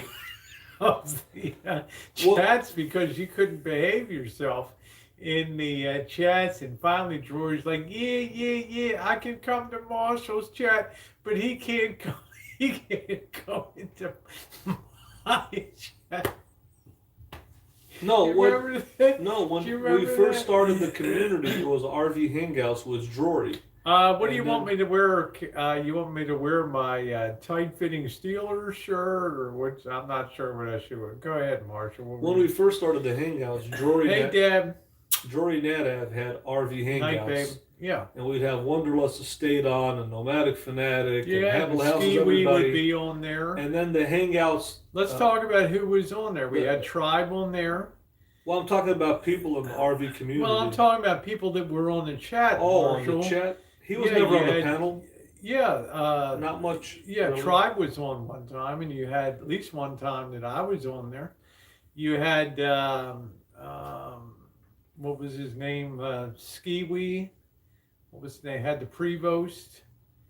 He was definitely on the chat many times on there. We're talking about Jory. How you had doing, Jeffrey? Real RV Hangouts. He had Just Incredible, Camper Van Kevin, Wanderlust Estate, Will Burson, Elvis Travels. We're talking about the RV community. It used to be originally RV Community Hangouts. Jory got tired. Richard Sword. Thank you, Richard Sword, a.k.a. Ski-Wee, yes. A.k.a. Tiny Elvis. But after the years, Jory got tired of the RV Hangouts. He wanted drama. He wanted the Jerry Springer show. Whoa. So he started. I don't believe that. You think he got tired of it, or he was being friend? Remember, Jory would always say, "Let's get some new people on. If you just write this doobie 50, 54," and new people started coming on. It didn't have anything to do with the RV community. Exactly. It started a lot of Remember women. Rick from RV Spirit or something was on. Well, a lot of women started coming on. Yeah. A lot of women started coming on. I don't really have an outfit for Super Bowl, poor man. And with the women, the drama came. Then Jimmy Rance came with a huge prepper community that infiltrated the RV community. Then Rosie's community came in, the transgendered. And then Vegas Vixen and Glamorous Life came in. The beauty community came in. And then So Thug Corey came in. I don't know what community she's in. She infiltrated the community in a big way. And then it was just like a hodgepodge of RV prepper. The RV Hangouts were RV gone, prepper Wayne here. Yep. But yeah, RV Prepper Wayne was part of RV Debs. There she is, right there. RV Deb's journey was part of it. She was in about a month before I was. Originally, it was RV Community. Rosie came in. Jory invited her, and she was introduced into the RV community. Who came in? Jory brought you in. He brought you in as a guest. Yeah. But did I or did not I not have a interest in RVing? You didn't believe it at the time. When I came in and said I'm interested in the RV, getting an RV, and I was looking at a Prevost, and you were like, "WTF?" I didn't believe you. What the hell are you talking? Yeah, when you mentioned Prevost, I didn't believe you. But when you bought the GMC motorhome, I finally believed that. Hey, Tim Jones. That you wanted that you had an interest in RVs. I didn't believe it until you bought a motorhome. When Rosie bought the GMC RV, she talked about it for a long time, maybe for a year and a half. But no, let me just answer Tim Jones. I'm doing well, Tim. Have you ever been to 49er Stadium and seen it again? No, I have not. It's down in Santa Clara, which is south of San Francisco. So it's about 80 miles, 75 miles away. I'm pretty far from the stadium. And it says, "Hi, Marshall. Hope your mom is doing well." So, okay, good. That was very nice. So what I'm saying is, if Rosie had an RV hangout, you have Sherriana. She could bring her on. You've got RV Deb's journey. There may be other people watching motorhomes that are probably watching here and there on the channel. That all depends on how you want to run your show. But it all originally started with the RV hangouts, and then it devolved into all this other stuff, which the formation of what they want to call this bottom of YouTube. but it wasn't originally bought on YouTube. It was originally RV. Well, how did you? And RV Debs knows what I'm talking about because she was there from day one. Yes, Right from RV the Debs and beginning. Amanda started all the drama. It seemed to me though it was splitting up when Corey came in, and then She Corey split it up, yeah. Corey and Jory were two very strong personalities, two very alpha personalities. Right, that and split they it up. just they started hey coronavirus, they started butting heads. And people And joined. every week it got worse and worse. So Yeah, and how then you doing, people- Lavender? People joined Yeah. So Fuck Corey, and then people joined Jory. It was like a. Yeah, it was like a split. It Right. split the community down. And I don't even It know had how to. Vegas Fiction came into it, or Kat showed up. Boris came in through Jimmy Rance. Jimmy Rance brought in a lot of preppers. A lot of preppers infiltrated the RV community. Boris was one of them because he's a prepper. And then truckers started coming in. Tony Mullins and people just came. They were coming, and it just shows you that Jory was a master at his craft. Everybody wanted to be on Jory's Hangout. They Big did. names, real YouTube channels, and Yeah, Dad, and- do you remember that just became a war, and it just, you know, the hangouts, and then some of the big time RVers just started to split. Exactly. You know? And then all the good people in the RV community we had, Nomadic Fanatic, RV Prepper Wayne, Camper Van Kevin, Just Incredible, everybody left because they got tired of seeing all the drama. And then it was the end of the RV hangouts, and then it. So how did you come in, Marshall? How did I come in? I was there in the early days with Jory. The first person to do the RV hangout was Wanderlust Estate and Chris Travels. They did the RV hangouts before Jory, and they were doing taking people's questions about RVs. They weren't having a panel. Well, I don't call Jory- that a hangout then. I call that a Q&A. A Q&A. Jory took it to another level because he brought these people onto the panel, and he had the internet and he had the bandwidth to host a good internet, a strong hangout to have people come in. So he surpassed what Wanderlust Estate and Chris Travels were doing. He was hosting a panel show instead of a Q&A show, and his show took off. Everybody knew Jory. Everybody wanted to be on. We had Nomadic Fanatic on. We had Camper. Everybody, all the good people in the RV community, and it's kind of sad. Yeah, I that we believe don't- it, Deb. It'll come back. It's just a long time. It'll be there. It's kind of sad that it's gone because it was fun to be with my fellow nomads and talk RVs and all Yeah, but that. how did you find it, Marshall? How did I find it? Yeah, I mean, you were brand new in your new Class B. You'd had your fire. Right. You know, you couldn't have been back from Vegas that long when you had your the Lisa Marie. I found the RV community originally in 2009, way before Jory. Yeah, when you were I had an exploring interest- lifestyle. Yeah. When I was looking into vans, and the first person that I saw in there was AC Clarino from Philadelphia. I saw Chris Travels. I saw Chad living the van life. I saw Gary Bug Out Vehicles. There were so many other people that I saw way before the hangouts, and it was planted in my head, the seed. I don't know how I met Jory, how we found each other. Yeah, how did you like, we did live streams were still a relatively new yeah. thing, because I had been doing it since 2013, you know, with Nicole and Francis Right. and some other people, but they never carried over. They disappeared when they were done on Google. They never went over, and then YouTube decided to start making the Google Hangouts Yeah. be a video you could watch later. I don't. So I Jory remember- was very early in 2015 Yeah, I remember. with that. I remember 2014 actually. 14. I remember Wanderlust Estate and Chris Travel started the Q&A hangouts. I don't remember how I found Jory or how we met. I Somehow know, we met. that's what I said. RV Deb said Elvis was horrible back then. I must say, I'm glad those days were over. Yeah, he was always getting booted off. But And I don't know, for somebody, hey Patricia, for somebody who was very interested in RVing, he always wanted to dominate with his character, you know. well, what happened within the RV community? People started trolling each other. It was some mild trolling going on with the RV community.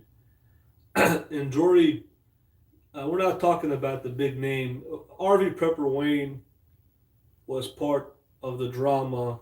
And then we had a lot of preppers come in. We had Fearless Patriot McKenna. We had Boris. We had people came in from the prepper community with the RV community, and trolling started to begin within the RV community. It started to begin within our own community. It started to go negative. People were Well, now you're getting to a different thing. That was the whole e-begging thing. That's what Jimmy Rance made his campaign on, exactly. Was anti-e-begging. And he had a huge following. That split the community. That split it, yep. And then we had Nomadic Fanatic with Chili, and you Chili had was a death trap. And you had Chili me. was a death trap, Right. and all the people were horrified by that, and it was just it was. But terrible. there's been an evolution now. And then Wayne and Jory fought. Right. But now Wayne went and opened a hangout in his shed, the shed in Florida. Right. Ooh, Jory, you motherfucker! I'm gonna kill you if you come down to let Florida. me ask you this. Ooh, let me ask you this key question. You know, Jimmy Rance had a big following, and I like Jimmy. He was a smart guy, and he had a good channel. You know, his campaign was against e-begging, right? Yeah, that was the big campaign. time. Every daily. Now, yeah. The campaign now in 2020. Let's fast forward 6 years, right? Well, you still have people that are still fighting that. They're still fighting it, but campaign, they're still which fighting. is kind of ridiculous. They're still fighting the fight. Yeah. Instead of writing YouTube, though, they fight the people that do it. Here. What do you see as the other big campaign, if you want to call it bottom of YouTube? We know people are still fighting e-begging. We know that. It's still going on. It's went on from day one. Right. But what is the other big thing right now that's happening now that wasn't happening before? Can you name it? I won't tell you the name. I won't tell you what it is. We'll see if you know what it is. The other big thing that's going on in live streams and stuff, or the big thing that people are doing as far as trolling each other. What is the big thing? We have people that are doxing people. Exactly. Doxing is huge. They weren't doing that before. They weren't doing that before. Now that's in style. But we know within Boyd that there were people, and I was part. You know, when I took Dave on in 2017, 2018. Right. Some of the notorious big heroes on Boyd were the first ones to go look up people's personal information right. and share that, and they're regarded as heroes on Boyd, and they were the first ones that really introduced getting into people's private lives in a huge, major way. The campaign versus with no guilt at all.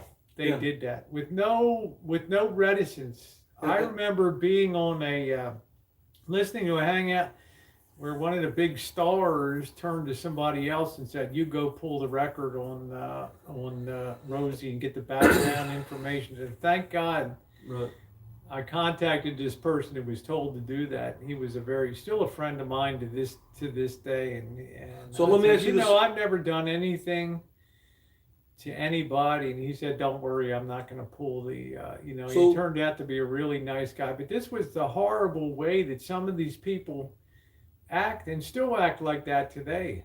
So let me ask you this question, Rosie. Right now in 2020, what is the dominant topic on bottom of YouTube? Is it people fighting e-begging, or is it people wanting to dox other people? What is the dominant? I don't know if wanting to, but what is the dominant? I think there's a recognition now that probably that went. The doxing that's is number gone one. too far. What did you say? Doxing is number one now? Well, I mean, when people started reaching to CPS and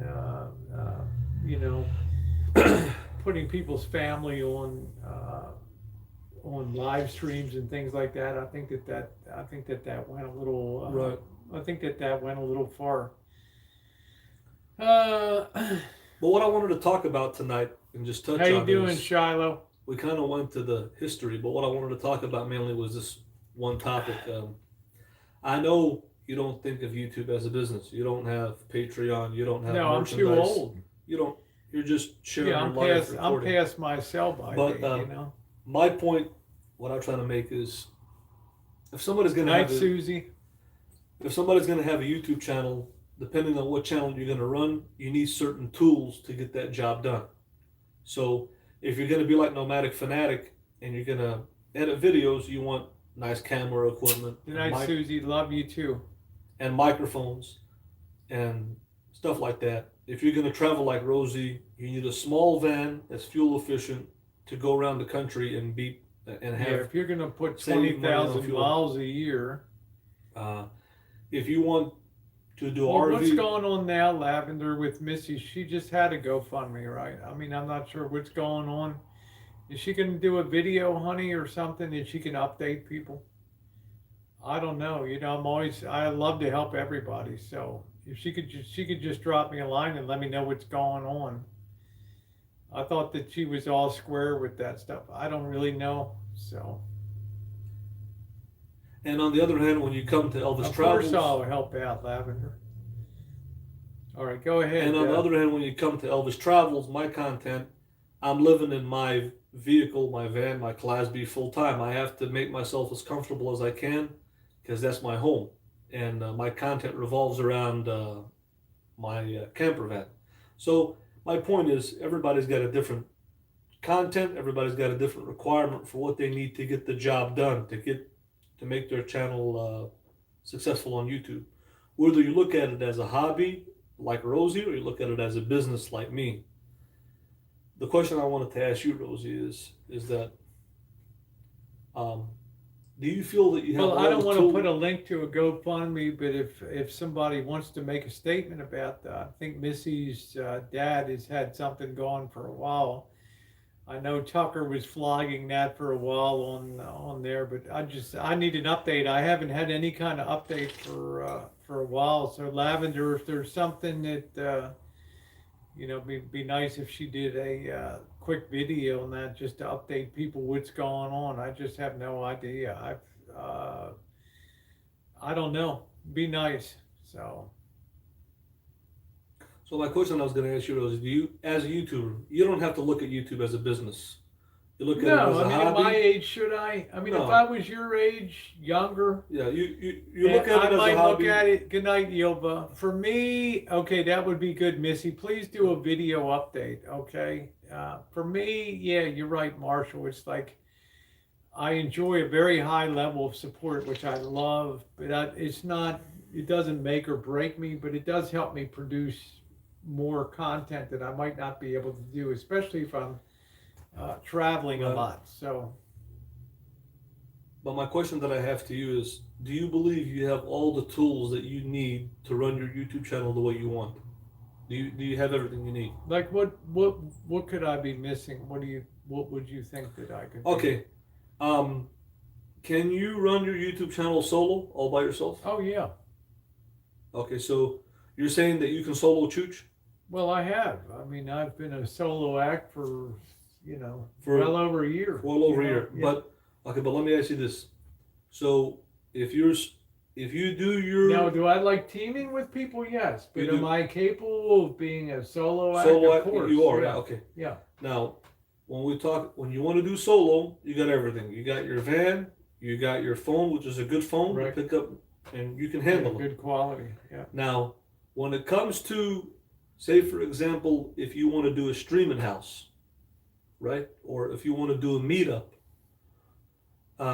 then people have to invest into the program to make that happen, right? Yes. To make There is. Now you're talking about a quantum leap in You're talking about expenses. Yes. You're talking about a commitment of. of If you do if you do a 3-day 2-night streaming house, you're talking about something on probably $500 to make something like that happen. Just to cover off the 2 nights at a decent enough place that people right. aren't sleeping in a hostel or rent. Now, maybe a hostel would be more fun. I don't know, but I'm just saying. Right. Yes. But yeah. So what I'm saying is, when let me ask you this question here, because you've been solo, you've done panels, and you've teamed up with me in D-Dubs, right? What do you enjoy the most? Do you like panels? Do you like being solo, or do you like teaming up with somebody? And I like teaming up with somebody best, and number 2 would be solo, and then number 3 would be panels. Only because I did panels for so long. Right. It'd be the same as So- asking Drury, could you come back and do panels? Drury would be like, I'm not doing Right. panels anymore. So let me Now ask you stop this. and think about that Right. a minute. Right. Think about that. In other words, everybody runs their course on here of doing panels. Right. Okay? Like I did 2.5 years and nobody's ever come close to besting that record on here How of long, continuously doing panels over that Right. period. So, D-Dubs. Steam the was- meat. There we go, try. D-Dubs was a Choochin partner with Rosie O'Kelly for a time being in Las Vegas Yeah, and all that. Now, let me ask you this question. yeah, D-dub step. Yep. Say if you were going to team up with D-Dubs for 4 months, 5 months on the road, right? What does this man need? What tools does this man need to get the job done? Does he have everything he needs? In other words, to do the show, you're talking about traveling Well, this I mean, country. This is a huge country. In other words, what would he need? You'll see him pretty soon. Red Solo Cup next Yeah. month. I For believe. example, what does What he is- need? what do What you does he need? need? What does he need as a Choochin partner, Rosie O'Kelly, on your channel? If you're going to Chooch 1 week, 2 weeks, 3 weeks, 2, 3, 4 months, to be able to, I know you don't want to call it a job, to be able to do the program with you. Well, if you collaborate, which I've done with a few people before on YouTube, you have to have a shared interest in what you want to And what do. you want to do, right? And if we like cracking a beer on the street and brown bagging a beer, that's fun. I mean, if Right. the number one thing, in my opinion, you need is a spirit of cooperation and to be able to get along. Right. Like, you didn't like it when a stream goes to crap and you don't get to go like to the Mustang. We get turned away at the Mustang Ranch, and it's upsetting to you. Because Now, I now, like to let me just control. finish. I like Yeah, to control I the know, you audience. like to I control like the complete control. Now of the stuff. difference. D, I don't want them to control me. Right now, the difference is D Right. will take a situation like that and be like, well, okay, let's make lemonade out of lemons. Let's find something Let's else find to do. something You know, else. let's just laugh about it and roll Right. on. Well, I'm it's just either saying, you let so the audience- you need to have a Right. flexibility to accept. Sometimes things aren't going to go your way, and Right. it's going to be upsetting in the short term. But but I want to have complete control over Yeah, my audience. and I don't want the audience and to I don't control me. But what I'm saying is that as D-Dubs how am I travels, blocking you, Alan Gold? You're right here. God Almighty. my question to you is, as his Choochin partner, D-Dubs travels, does he have all the tools needed? Well, what to- would he to- be lacking? What could he potentially be lacking? In other words, He has the will to. He has the desire. he has the will to do chooch. it, right? He's got the stamina to Right. chooch for very long periods of time. But in the long term, He what is has he the doing to grow his flexi- channel? He How has is he the getting to the? flexibility to do I it. understand he can chooch. All right, take care, poor man. We're talking for the bottom line here. We know he can shoot 6-7 miles a night. We know he's willing to have your back and fight on the street. We know Good he's willing looks. to put in the time. Okay, we got all that. Good But looks. the bottom line is, Good looking. what besides that? How is he going to build up his channel, his YouTube channel, to be a serious YouTuber? What is he? What's the bottom line for him? We know what your bottom line is. What's the bottom line for him? What is he? I think what is he I getting think out of at it? this point in time that D is in a process of discovery. Like what is going to make him happy?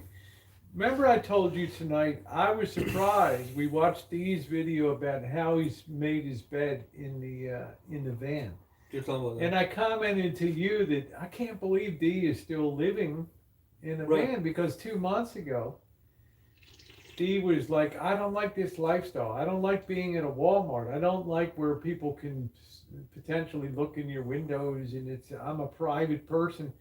I would rather be on BLM land. Right. So I'm surprised 2 months later, I'm starting to come to the conclusion that D is adopting to van dwelling now Okay. in a positive way, which makes me happy, thinking, Right. okay, he doesn't need to go to BLM land. Maybe he Right. can do urban van dwelling Right. too. And I'm thinking to myself, Rosie, I'm selfish. I can take D to cities and do urban. Now, how does D urban look at Choochin. YouTube? Does he look at it as a business, you think? I have no idea. I have Okay. no idea. Okay, so I look at YouTube as a business to me. I want to have merchandise. I want to be ingrained into the RV community. I want to be known as the best RV van channel above travel channel is what I want to be known as. That's what I want to be known as. I don't want to be known as a travel channel. I want to be known as a van life channel. I want to be known as the man who is most knowledgeable about Class B camper vans, about the RV lifestyle. And I want to be like a brand name, a franchise in my community, in my genre. Well, I don't think that. well, I don't think I don't believe D has those aspirations. He doesn't. Hello, Cheryl. That's what I'm saying. For the That's bottom what I line mean. I is, think what's the he's- bottom line for him? I think he's See? defining now at this point in time what he wants to do. Right. Now, one of the happiest periods, let's face it, some of the happiest times he had was when we were chooching together, whether it was Battle Creek, Michigan, Salt Lake City, Right. Vegas. Some of the happiest times he had was with me doing the things that we do. Right. Now, having said that, wouldn't you want to go back to that touchstone of happiness that you had? I don't we see. always want to go back to our happiest point and say that's Right. when I got along the best. That's when things were That's great. right. That's when we had fun. And, But does he you have know, a direction on what his channel is going to be? I'm not If he's a sure. YouTuber, right? He's got a YouTube channel. Yeah. What is his direction? What does he want to be? I know what I want to be. I know what I want to do. Since I got on YouTube in 2014 until now, I live in a camper van. I've been living in my camper van almost 5 years. I do RV reviews. I don't let travel dominate my channel. Travel is part Well, of my channel. remember this too. But, He's only been living in a van. Now, remember, he was on a scooter. Right, So it's been less than a year he's been in a van. right. You've been in a van almost 5 years. Almost 5 years. It's easy for you to define your existence. Right. For D, it was a heck of a transition to come from He's a experimenting. tent and a scooter Right, to a van. So Right. I'm like, let's give him some time right. to paint the new picture of what he wants to do. Like, I'm not But- sure. Maybe he wants to work in. Right. Maybe he wants to be like Black Bigot and just go from place to place, place. pick up a job for a week, get fired or whatever, move on to the next Right. thing, and do See, I think- content. And the reason I brought this subject up is I live in my camper van. My camper van is my home. But if I'm going to do a travel channel like Rosie, if I'm going to chooch every night, if I'm going to be in a big city every night, if I'm going to hit the road and drive 4,000 miles in this country and really bring people content, it's not economically feasible to do it in a Class B camper. No, van. it's not. It's It's too not. much. It's too I much agree. gas. It's you too can't. much You gas. can't park it in 10 some miles, places. 10 It's- miles to the gallon. I agree. You can't- 4,000 miles is 400. It's $1,000 worth of gasoline. Yes. Number two, it's not stealth. You can't park it in a lot of areas where it will stand out. It's not stealth enough. And number three, putting all those miles on the road on my home is very risky because this is my home. It's not my vehicle, point A to point B. So, with that being said, if I'm going to do if I'm going to travel part-time, I need a smaller rig like Rosie. Her home base is the Rancho. My home base should be the Lisa Marie. I need the right tools to do a travel channel Rosie style. We're talking about driving 4,000 miles, driving from city to city, meeting people, going into cities. I have to have the right tool to do the job, whatever job it be. Do you have the desire to do that? No. That's what I'm saying. No, I don't. Yeah. I have the desire to travel from the traveling aspect of Okay. it. I have the But desire. not the chooching and. I have the desire to chooch, Okay. but my definition of what I want to chooch is different than yours. Of course. I want to chooch cultural neighborhoods. I want to chooch nightlife. You want to chooch the hoods. Right. It's two different things. Well, it's a similar let's thing, give me but credit. it's, Let's call my live streams non-traditional tourism. In other words, I have no interest to take people to traditional tourist locations. If they go, my subscribers' expectations now is if I go to a city, right, we're not going to see what we see on other channels. Most channels. Traditional tourism. Right. Yeah, Rosie might put a cinematic video together at the end of that city, but right, we're going to see the wild side of the city. We're going to see Rosie at some risk to bring back some content. exactly. Maybe have a dust up. Maybe have a bad, right. Intervention. Now, what do I seek out on YouTube? That's the kind of stuff I watch on YouTube. People that are taking you 3 blocks off of the main drag. Okay. Right. People that are meeting somebody to go into a coffee shop and say, "What's the real story on this town? What's the really cool thing about this town that you're not going to see on a tourist map? What makes this so cool here?"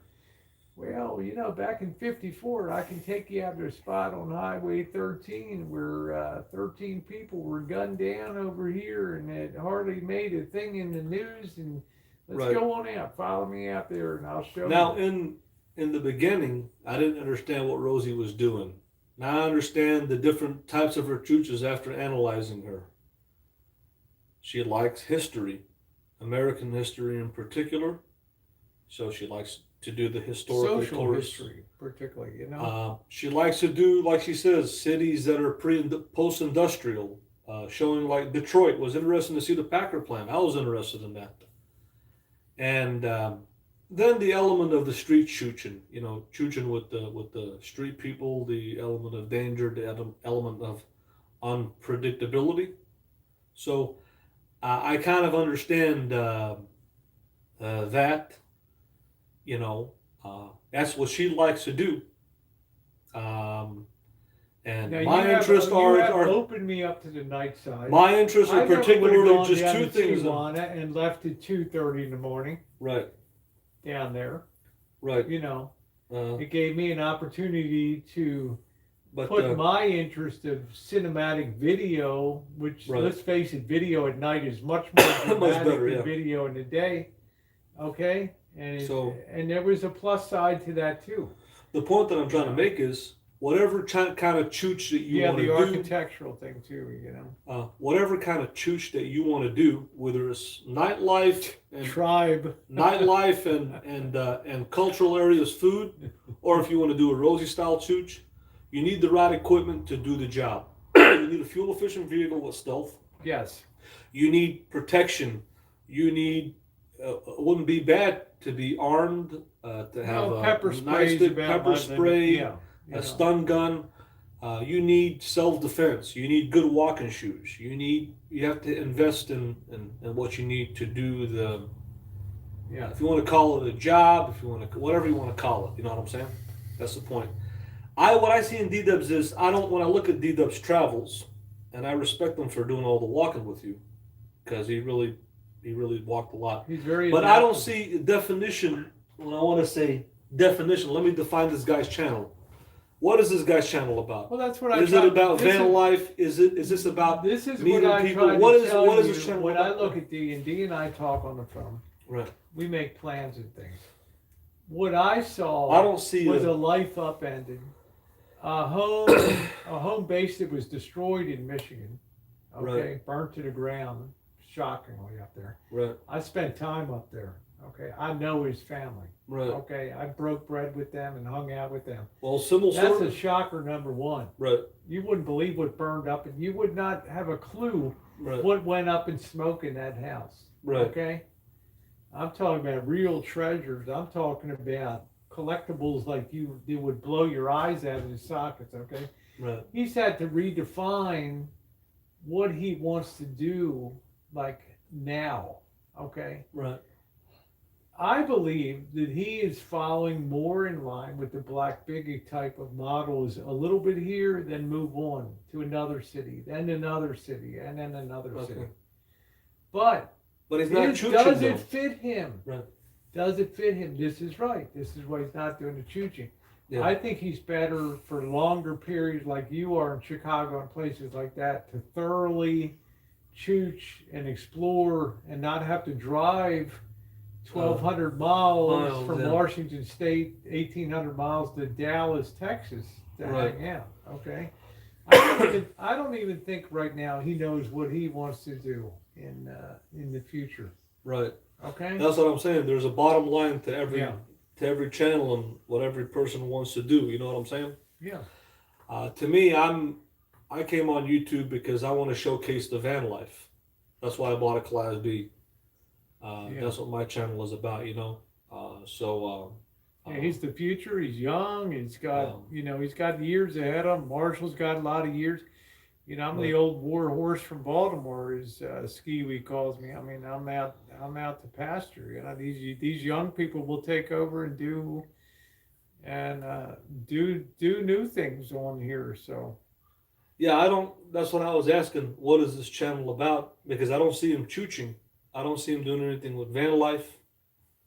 He's what's relevant. He's what's relevant today. Exactly. You know, it's now that you got the van, it's going to be interesting to see how you invent yourself and if you're going to be able to make this transition. It seems to me you're saying you want to travel more, you want to be it, but you got to have economic means or it's self-defeating. Like it seems to me you're saying, I need to have my rig is my home base, and if I'm going to travel, which I want to do, and do explorations, I'm going to need to really up my game. I'm going to need my own little rascal. Yeah, you're going to need your own rig to do it the way that you're doing it, to do it the way that Rosie's doing it. If I'm going to drive 3, 4, 5, 6,000 miles a year and go from coast to coast in this country and be stealth and get away with parking in cities and tight areas, you can't do it in a Class B properly. It's tough. You have to have a small vehicle like Rosie to do it. And you have to have the economic means and the time. Yeah, Patricia, we're just about, I'd say we're to 95% level. We finished up the build, Just putting flooring down and a few more touches on the kitchenette and a few other things. But just about done. So that's the way that the way that I see it. You need the right tools to do the travel content that Rosie's doing. Another thing with video, nighttime and night video, I don't have a good enough camera to bring people a good quality content at night. You'd have to be in a very bright area to really do it. Right. So doing nighttime. Sense your frustration in Petaluma or in County where they don't have the level of light. So doing nighttime content is not good if you don't have a good camera. That's another thing, you know. So,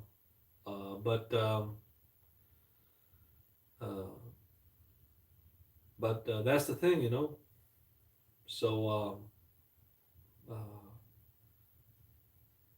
people have to figure out what they're going to do on YouTube, what directions that they want to go in, and what they want to do. I'm going to grab another beer. But with me, my idea, like I said, since I came on YouTube, I wanted to meet people who have vans or want to get a van, interview people in vans. I did that for years, and introduce a van lifestyle. But the van lifestyle and the van life is completely different than basing yourself on the road, doing a lot of miles and going from city to city and doing the urban exploration. That's like on a whole different level of travel. And to do that, you need the economic means, you need the support from the audience, you need the fuel efficient rig, and you need the time and the dedication. And you have to be physically able every night to, if you're going to do the walk chooches, to handle that physically. It's a lot of commitment to doing a travel urban exploration Choochin channel that Rosie's doing, and that's the point that I'm trying to make to people. It's not easy like people think it is. You know, I was a trucker for 2 months. I drove 600 miles a day, 12 hours a day, you know, and You want that beef stew? yeah, well, Rosie, I'm not even going to talk about that. So, wouldn't you agree, now bringing the subject up, Rosie, wouldn't you agree that a van life channel, we're talking about Bob Wells, Camper Van Kevin, Hey, Poppy. Just Incredible, wouldn't you say that's drastically different than what you're doing? Well, one thing I got to accept, a lot of people don't have the physical ability to do what I do. Right. To want to be on, like you say, Rosie, you're like a machine. You don't stop. You know, you don't even think. Everybody else might need to take a break. You just walk for 7 miles and you don't even stop. Not only Okay. that, Now, how much that's content why- you put up, the okay, time that you're yeah. on video. There's not anybody that I know Right. on YouTube, period, Right. that's puts their life out Right. as And much I as you do have since on day one. Yeah. physical. Yeah. First of all, the physical time that Rosie walks, chooches, in addition to the amount of content that she puts, whether it be pre-recorded or live, she's like a machine. She's like if Rosie, it's like a job, like my friend 401k Race said. She can literally be on YouTube sometimes 12, 14 Yeah. hours a day. It's literally Yeah. like That a that job. to me is like a. There's nobody that I know that's on that level. Yeah. Even when you were doing Now, what does panels that night tell you? after night. That tells you it's a passion for me. Why? Because I love doing it. Yeah, exactly. I It's love like the challenge of presenting and upgrading gear and trying to be better and better and do Right. and bring new content for me. But Now- what I'm saying is that over the years, I've seen your incarnation of where you're at now to where you started. Yeah, when I discovered live streaming years ago, I thought this Right. is the cat's meow. But physically, you will get burned out. You got burned out on the panel hangouts. Physically, mentally, emotionally, you got well, burned I'm out. sure I'll come up to another iteration, a new way of doing but- things. Maybe it'll be driving. Maybe it'll be more home-based things. I don't know. Right. I don't know anybody on Rosie's level that puts out as much content pre-recorded and live, and has put the Thank time you, guys. into it on YouTube. On the other hand, That's great, Poppy. An honorary Rosie emoticon. Rosie, The selfie stick. With hey, on the other hand, I give you kudos for that. But on the other hand, you look on this side of the spectrum, you see Elvis Travels. You know how many? Isn't that cute? That's so funny. I love. You know that, how many Poppy J. reviews I of love you, motorhomes honey. I have? You know how many people know me? I've been in every Class B ever made. 5 years I've been living in my van. I know. 5 years. So I know. when you talk about the time put in YouTube videos and recorded content, it's Rosie O'Kelly.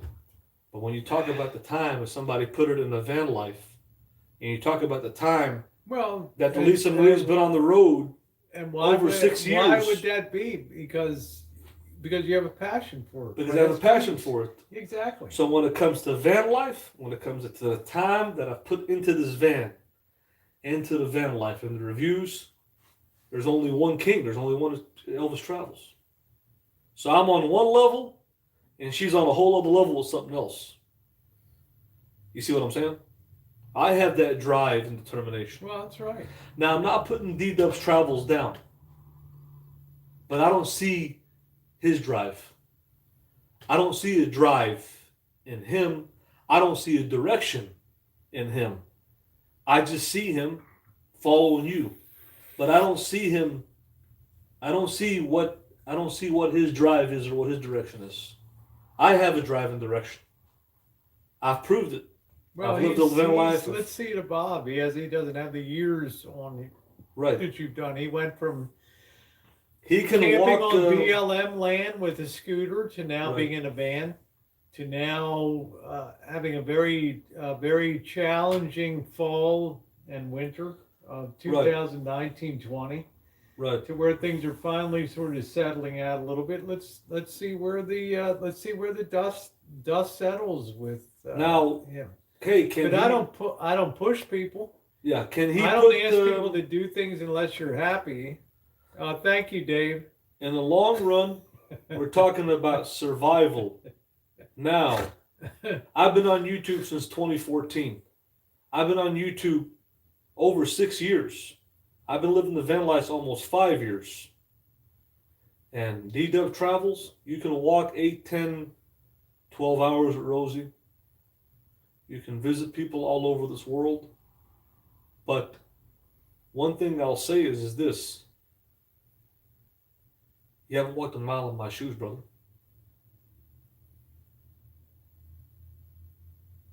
I've did it a long time, what I've been doing.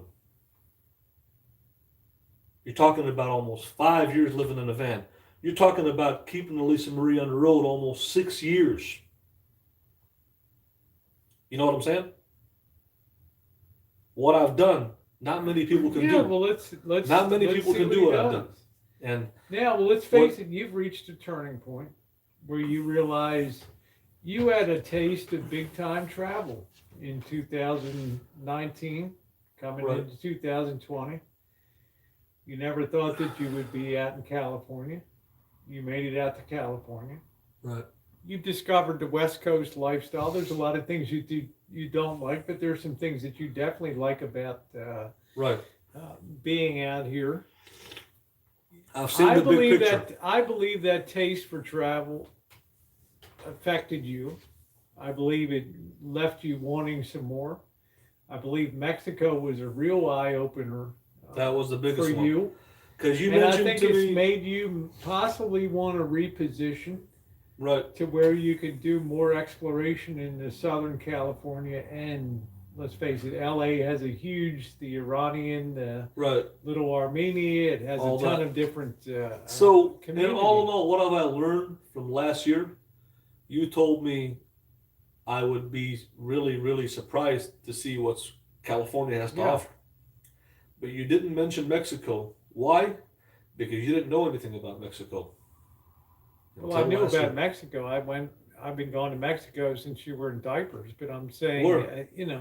What, Tijuana? But I didn't have the same interest in brothels and nightlife. and I go brothels. down to Mexico because I like the people and the food, and I would walk the But streets the question and have is, a good why time. didn't you say Elvis Travels?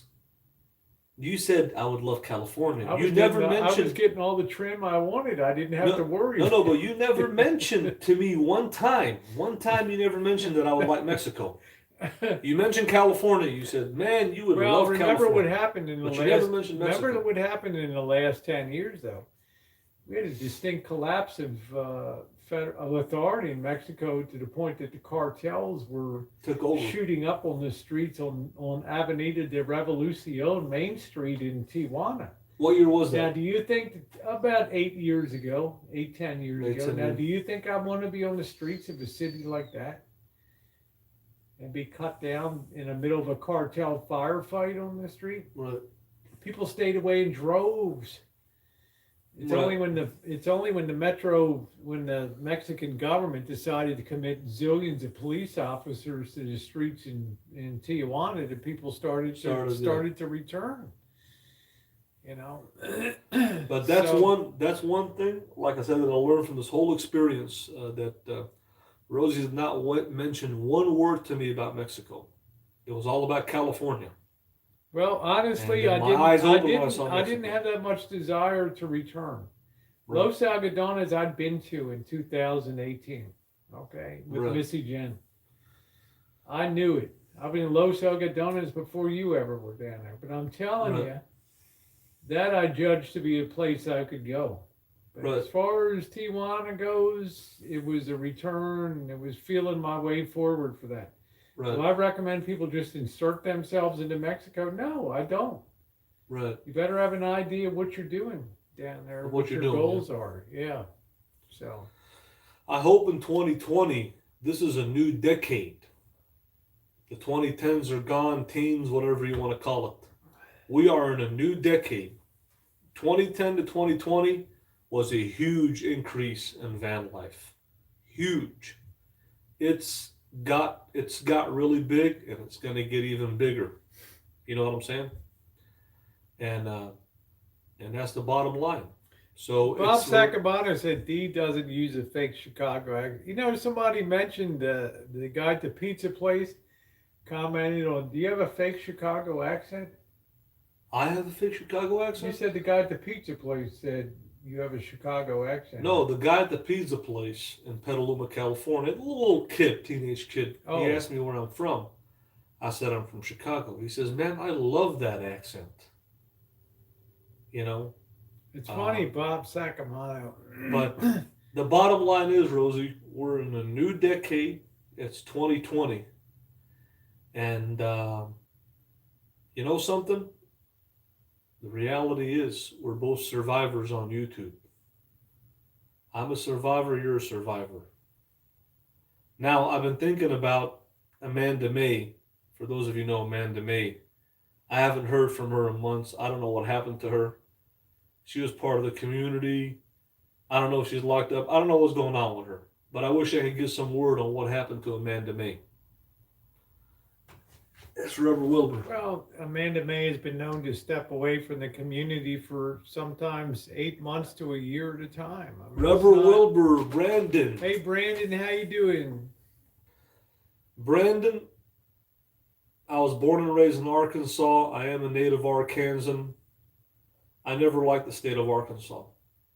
There's things that I like about it and things I don't like about it. So there's pros and cons, you know. But I don't know what happened to Amanda May. That's what's been in my mind is Amanda May. What happened to Amanda May? I haven't seen her in months. Nobody knows. She was part of our community. I'm sure she'll resurface again. We don't know what's going on with her. If somebody knows, maybe somebody doesn't. I don't know. It's just something out there I want to put out. Good night, Jen. Love you, honey. Have a good night. But Thank my you. point of this topic, Rosie, is everybody needs to define themselves in YouTube, what they are, who they are, and what they want to do. And I'm not trying to down D-dubs or nothing, but I'm just saying you're a man. You're an individual. I want to know what you're all about. Define yourself. What is your channel about? Is it van life? Is it tent life? Is it scooter life? Is it Choochin life? What are you? Who are you? And where are you going? Are you a leader? Are you an alpha male? Are you just a follower? What are you? I want to know what your channel is all about. What your direction is all about. You know what I'm saying? I don't recall that Patricia Wakefield because she goes into much worse chats, in my opinion. And the other day, my buddy 401k Ray was asking about Patricia Wakefield. He says, I haven't seen Patricia Wakefield. I said, I haven't seen her either. He says, you know what? I don't think she's supporting Rosie anymore. I said, well, I haven't seen her, but now I saw her. So I'm going to tell my buddy in Chicago, 401k Ray, there's Patricia. I haven't seen her either. I don't know. I'm just happy to see Patricia. So where's Oda May now? Where's Oda May? Not spend a dime on me. I'm just happy to see her here. Where's Oda though? Does anybody know where Oda's at? Where's Oda May at? Nobody knows. I don't know. I mean, I've known Oda. I've known who, Amanda May or Oda May. Well, both of them. I don't know. I'm not sure where Oda May. I pulled so a where's wrench, Patricia? not because Oda May and I have each other's phone numbers. I pulled a wrench because she's not around. It's no sense having it out there. So I think she's gone through some stuff herself. So, but I'm not one to dig into people's lives and to intercede in that. You know. Where's Patricia? I like to give people privacy and all that. So. It's nice to see you, Patricia. Where has she been at? We haven't seen her in a while, right? She's probably living life. So, I don't know. Okay, she's fine. Another channel. Okay, well, that's good. Okay. She's what? She's fine. Is she talking Kirsten said she's fine in other channels. So about Oda May? Yeah. Oh, okay.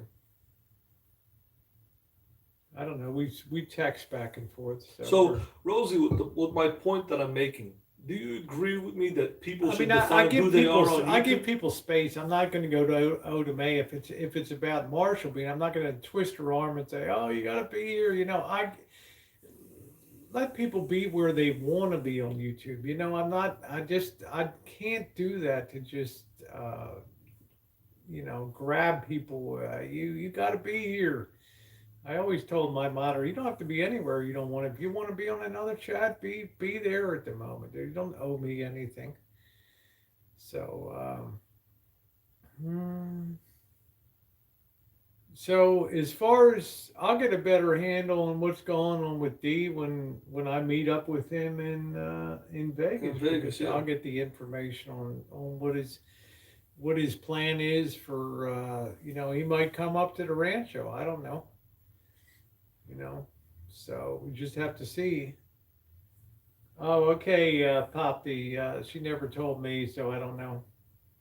But Rosie, the point that I'm trying to make, do you agree? Yeah, I don't know what your point is. I'm like Mike Cunt. What the F is the point you're making? Is a content creator responsible to communicate to their audience what their channel is about, what this channel is about, why they're on YouTube, what are they trying to portray to the public?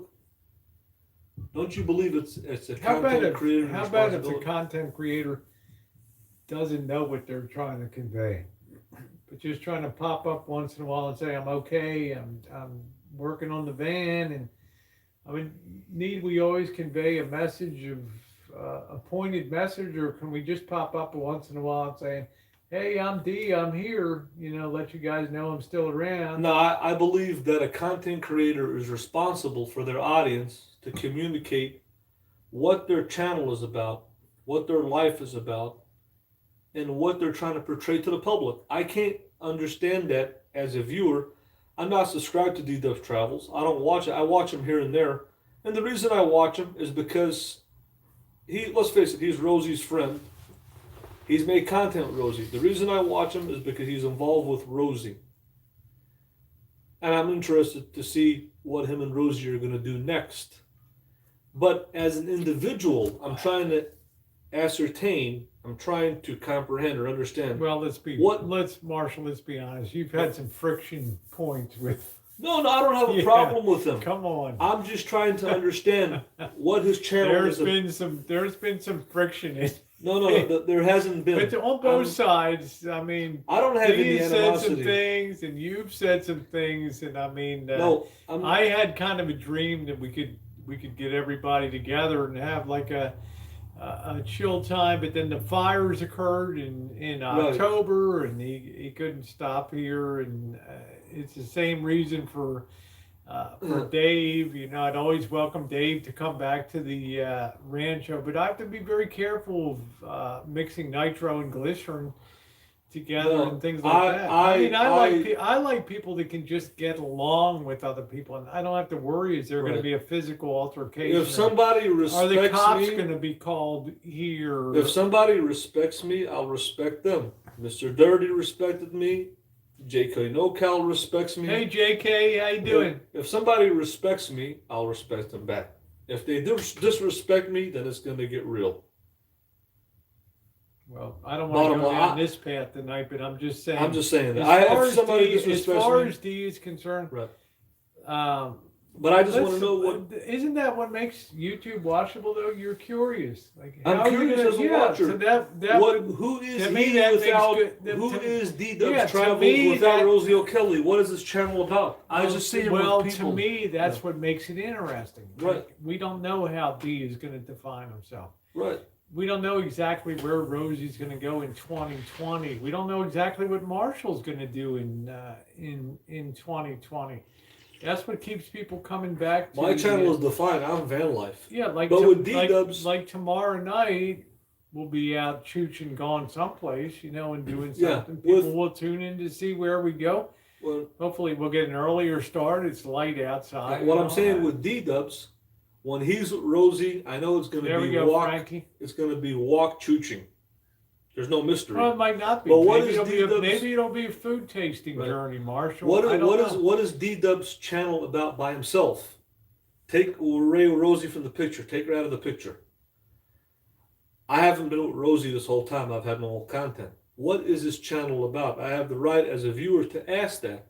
I'm asking him, if he's watching, what is your channel about? What is the purpose of your channel? There you go, Tooth Fairy. What is your... How you doing, JK? Unfortunately, my cell phone's being used right now. I don't see... I'm asking this question. JK NoCal is an intelligent JK, man. I would have you call in, but my phone is engaged with the live stream. JK NoCal is an intelligent man. Rubber Wilbur, Brandon. Hey, Heck, he's been here since 2014. NoCal. Juice is an intelligent man. He's been watching for years. I'm asking all these guys.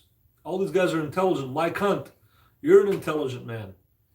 There's a lot of intelligent people watching. I'm asking the question. Dave the Fisherman, you're in here.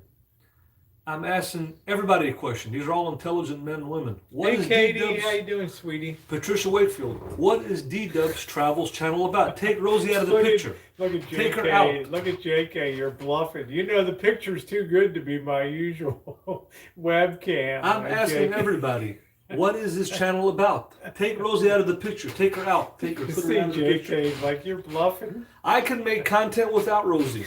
I can make content by myself. I can be a one-man show.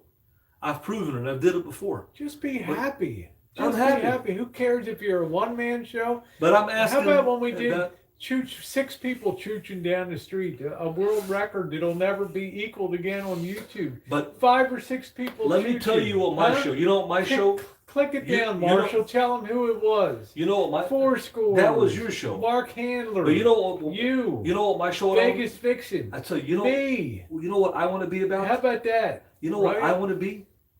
I want to be in courtside with the Lisa Marie there, with the awning out, right? Or my Elvis suit on and my karaoke machine, right?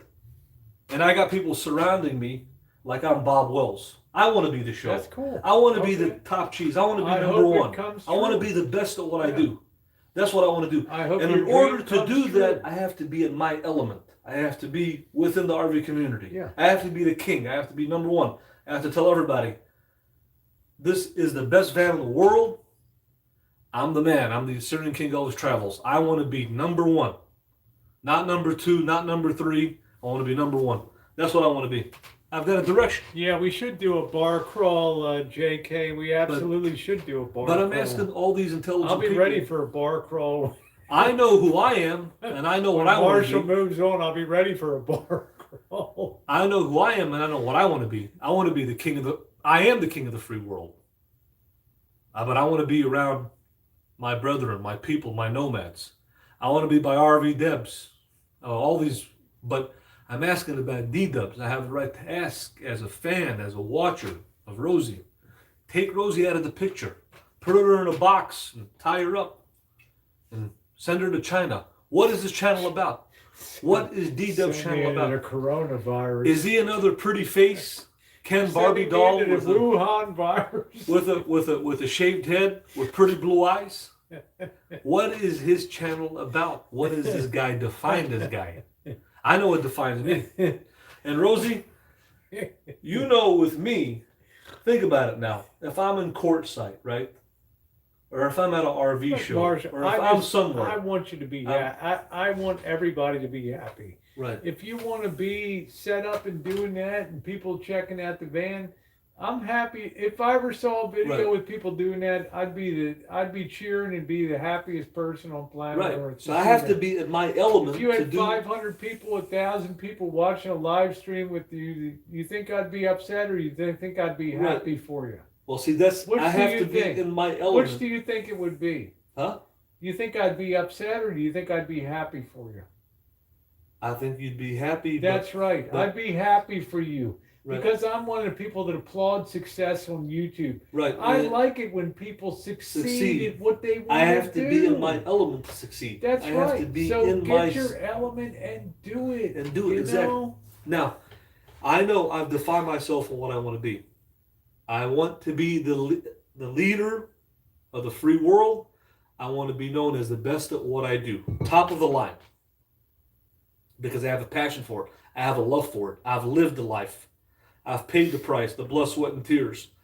I've lived without a generator. I've lived without a stove. I've lived without a refrigerator. I've paid the price. I've gotten thrown out of places. There's been nobody that's been talked about or more trolled in the RV community than me. I've paid the price. I've paid the blood, sweat, and tears.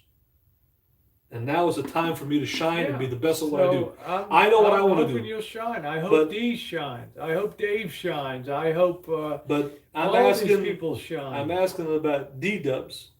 I have a lot of respect for him because he really walked chooch with Rosie. He broke his back walk chooching night after night.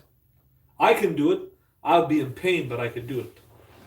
But my point is, I'm just asking, like I said, is just one question.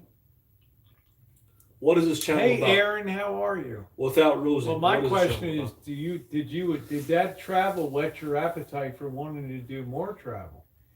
Or to be in a different area and be able to sustain in San Diego or Imperial Beach and be able to do those explorations of Mexico? The travel whet my appetite for one thing and one thing only. Mexico. That's it. One word, Mexico. I'm not interested in traveling in the United States. That's why I'd just rather be in San Diego. I'm not interested in the United States anymore. After I've seen Mexico, I have no interest in it. Besides food, I have no interest in traveling. I'd like to go back to Chicago, Detroit. I'd like to see Minneapolis, St. Paul, Buffalo,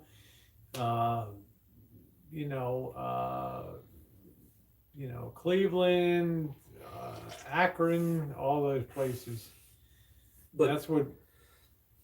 But my point that I'm trying to make is anybody who's a content creator, whoever you are, whether it's Dave the Fisherman or anybody else, define what your channel is about, why you're on YouTube, and what message you're trying to portray to the worldwide audience. That's my opinion. As a viewer, watcher, I watch Dave the Fisherman. I think he's funny. I watch Boris. I watch Mallory Williams. I watch all of them. They're all funny. That'd be great, PJ. But just define what your channel is about. Be honest. What your channel is about.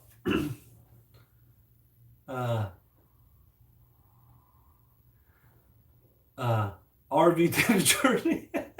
So people should pay you so you Alan Gold, you're still here. I mean, I haven't booted you. I can sustain a ton of criticism. Are you kidding me? RV Debs. There's nobody with a thicker skin than I possess here. Come on, man. Let me answer RV Debs. RV Debs, I'm not asking for people to pay me to go with women in Mexico. I'm saying personally, I like Mexico. I enjoy the Mexican culture life. I enjoy it. You know what I'm saying? I enjoy that. I enjoy that. People should define themselves what their channels is about. I watch RV Deb sometimes. I see her cooking. She does a cooking channel. But I never see her do nothing with the RV. She never shows anything about the RV. I'd like to see you incorporated more with the RV. Show your shower, show your bathroom, show your storage. Show more of the RV. I don't see that with RV Debs, even though she's an RVer. But I want to see that. She shares her art. She shares her bead making. She shares a lot of things in her RV, in her life with family and the way that she is. Basically, she is family down there in the place where she lives, which I think is pretty cool. I want to see more of how she has her RV. Not many people can come out of California and adopt themselves to Texas, and become part of a community. And it's been fascinating to watch integrate her. It's been fascinating to watch her integrate herself the Texas life into that community. Exactly. Yeah. You know. I want to see more. Now, does she want to travel more? Of course she does. She's been there for probably 3 years now. 3 years, yeah. Maybe. So, you know. But I'm going to be cooking, honey. I'm not sure what I'm going to be making yet, Katie. I want to see RV Debs more. I want to see how you have your rig set up. You bought an awning for your rig. Show that. Show the different functions of your RV, how you live in there, how you store things. Show more of your RV. And Saturday's going to be Italian sausage and probably on a pasta in Rancho Kitchen Stadium out there. So I'm going to make a good red sauce out there. So yeah, RV Dev's going to be getting a van this year. So, but that's my point that I'm trying to make. Everybody, Dave needs to define what their channel is about. I know what my Dave's channel taking is about. me out fishing. Thank you, Donna. Dave's going to end up putting a ball gag in my mouth out there. I know what my channel is about. I know my direction. And I think everybody should know, any content creator should know what their channel is Steam about. the meat there, tribe. That's it. Rosie, have you ever heard the old saying at a restaurant? You even said this. When a restaurant does one thing and just one thing, they do it real good. Yeah. Like a steakhouse. And then they fall off very sharply on the side. And Elvis Travels does one thing good and one thing really good, and that's van life. Can you say that? What do you do? Was I correct about restaurants?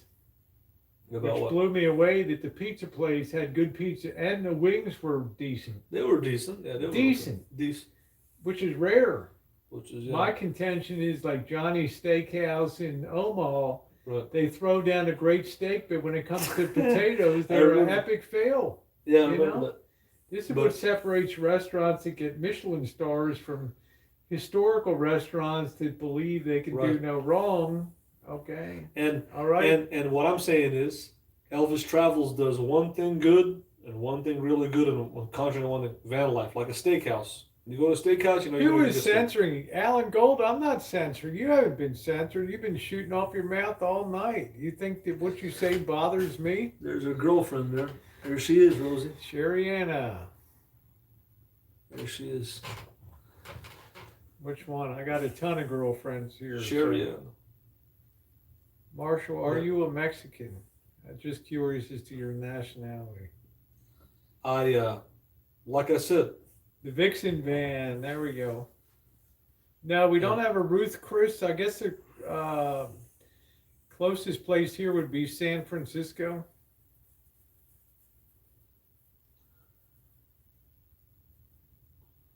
Have you ever I had a guy come up to me in Lincolnwood, Illinois, in the nighttime, and came and knocked on my door, and he said, Elvis Travels, I'm one of your big fans. I'm like, why do you watch me? Sounds like something Dave would say. A Filipino guy. He says, man, I watch your food reviews. Have you ever had anybody come like that and say that to you? Yeah. Food reviews? Not food reviews, but they've certainly sniped me on the street and tell me they love the content. And I had Border Nomad come up to me in Mexico, a fan. I haven't never seen nobody come up to Rosie in Mexico, but I have. Because I'm Elvis Travels, brother. I had Swiss Camper Van Ronnie from France. Have you ever had a fan come to you from a different country? Well, you had KM. But I'm talking find you without being planned. I had Swiss Camper Van Ronnie from France flag me down in Florida. Border Nomad flag me down in Mexico. I'm highly marketable. I'm a hot commodity. I'm what's best for business on YouTube. I don't know, Dave. And that's the bottom line. But I'm going to do exactly what I want to do on YouTube, and I'm going to do it to the best of my ability. And I'm going to do it, and Rosie's going to do what she wants to do. Yeah, that would be good, Si. That would be awesome. I'd love that. But no, Marshall, I don't have your international clout, for people. I'm known all over the world on a national basis. I'm international, man. Yeah, Dad said, Marshall, you have such a huge ego. RV Deb's journey. Said, Rosie, how do you sit there and just not beat him to death? RV Debs, I'm an international bona fide celebrity. I'm known all over the world, RV Debs. Oh, Lord. People know me all over the world. Just like you. Well, anyway, to put a wrap on things, Dee, we'll see what happens. We'll see what happens with you, how you What interest? I've already defined myself. 2020 could be a year of dramatic change for you. I've defined myself. I know where I'm going, and I know what I'm going to be doing. Yeah, there you go, Dave. But I'm just a fan sitting in the bleachers like everybody else, and I want to know, with D-Dubs Travels, take Rosie O'Kelly out of the equation, take her out of the picture. Boom. What is this channel about? Take me out of the picture. That's it. Can he survive on YouTube without Rosie? Can he have a channel? Can he have content? Well, I haven't seen him deliver without Rosie. I haven't seen him deliver content like me. I've made content without Rosie. Rosie hasn't been on my YouTube channel this whole time I've been on. Hey, Kev. We've been together for short periods of time only. So I think the sign of a successful content creator, can you make content without collaborating with another YouTuber like Rosie with a big following? I can do it. I've proven it. I've done it. Can D-Dubs Travels do it? I don't know. He had his own following. He had his own people. But I don't understand what his channel is about. I don't understand what the channel is about. Maybe he's defining it in 2020. Let's see.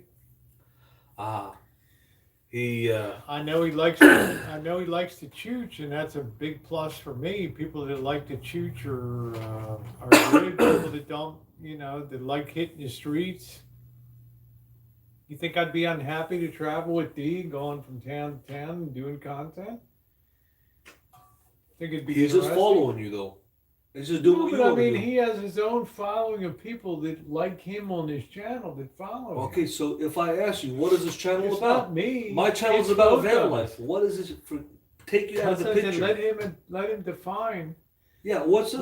What is this channel? He transitioned right from tent camping on BLM land to now obviously urban boondocking. He's following kind of our mold of enjoyment of cities and things. I'm hoping, Right. I don't know. Now, when we get together in Vegas, we'll see what happens. Help him get the Job Corps. But Dave's going to put you in a Job Corps training. I don't need Job Corps training. I have a CDL. I have 2 security licenses. Take that, I Dave. got 15 years of security experience. Stick that in your pipe. I'm a commercial CDL driver. I'm not on a disability check like you, Dave. There you go. I can get a job. Tribe. I'm highly marketable. I'm 38. I'm in the prime of my life. And I'm not on disability. It'll be in a couple weeks, Patricia. I believe it'll be probably in third week of... I got a clean record. I'm not a felon. 2 security licenses. Class A CDL driver. I'm highly marketable. Highly charismatic. Been on YouTube a long time. Don't have to talk about anybody else to make content.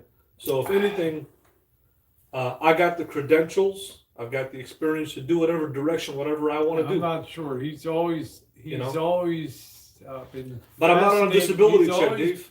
He's always been fascinated by D. I don't know exactly what it is. My fascination is that he just follows you and does what you want. What is his direction? What does he do without you? Take you out of the picture. Remove Rosie O'Kelly out of the picture. Well, he does. I mean, I traveled without him for 6 months. Right. I mean, it's. But it's kind of funny. I don't obsess about him. I wish people happiness and health and everything. So I'm curious about what's going to happen with D. But I'm willing to let things evolve and kind of present themselves. Well, I'm curious what he does without you. Can he do content without you? He's been without me for 4 months. And there's no content. And there's zero content. He just did a video tonight about Bill putting his bed in. Putting his bed in? Okay, well, I got to go back and watch that. Yeah. Right. But Dave the Fisherman, please let me know when you can get 2 security licenses. I don't think you can. Dave said, Marshall, let me know when you can become a Class A CDL driver. Marshall said, maybe I'll dedicate my channel to following you around. Hey man, follow me around and something will happen last time. You're going to have a lot of legal fees and spending $20,000 on lawyers, but now you don't have your ex-wife's money to do that, so I don't think you can afford to do that, right? Let's not go down that path. Well, I'm answering him. If he's answering me, I got to answer him. CDL, the North End of the Learning Permit. I'm not sure. So, yeah, get your certified public accounting credential. But like I said, when all you people out there that talk a lot of BS about me, when you can get 2 security licenses in 2 states, work security industry 15 years, become a Class A over the road truck driver, live in a Class B camper van for 5 years, and live off of YouTube for 5 years as your main job, then come and talk to me. Because I haven't lived on a disability check. Yeah, we'll be like many working on people the out there van tomorrow, that are and then taking off about 3 o'clock to do some Choochin and to get some cheap eats somewhere. So. And when I got to drive to do something, I do it. I have a drive, and I got to drive to be the best at what I do. Not second best. I want to be the best. I want to be number 1 at what I do. I want to be what people are around me. Be seeing you sooner than later, Marshall. Oh, jeez. And that's what I'm going to do. I hope I'm clear, Dave. With if I'm on YouTube, I don't want to be involved when Dave and Marshall meet up. Okay. If I'm on YouTube, I'm going to be the show. Not Dave the Fisherman, not Rosie Side Chat, not Rosie O'Kelly. It's going to be Elvis Travels and Elisa Marie. Number 1. People are going to be around me. I want to be the best at what I do. I have the right to pursue my happiness and to be the best at what I do. Number 1. That's what I want to do. That's the bottom line, Rosie. I don't have any issues. I'm not a follower. I'm a leader. And I have the right to... Is UFO here? Is UFO here? I have my drive. And I have the right tools to do the job. Well, I'm saying let's give Dee a chance to just see what evolves for 2020 before. Yeah, I'm just asking the question as a person that's watching, like everybody else. You know, can he make content on YouTube without Rosie? Can he do it? Can he actually have a viable YouTube channel? Does he have content on his own? Can he do it without Rosie? I've did it without Rosie for years. I've been unknown for YouTube for years. I wasn't with Rosie all the time. But can he do it? And for everybody else that talks about Elvis Travels, whether it's Dave the Fisherman or anybody else, Hot Frog, can you make content without talking about me? Is that possible? That somebody can have a YouTube channel and be commercially viable and make money on YouTube without talking about me? If you can do that, I'll donate $100 to you. Anybody out there. But I can do it on my own. You know why, Rosie? Because I am content. I am the show. Oh, thank you, Patricia. I miss seeing you too. I'm glad to see you. And I can make content without anybody else. Let's see how Marsh wax when I'm 2 feet from his face. Hey, man, you come into my face again, all I got to do is pull the camera out, and it'll be another legal charge on you. You already have one offense, and if you want to face another offense. Dave, you better lawyer up.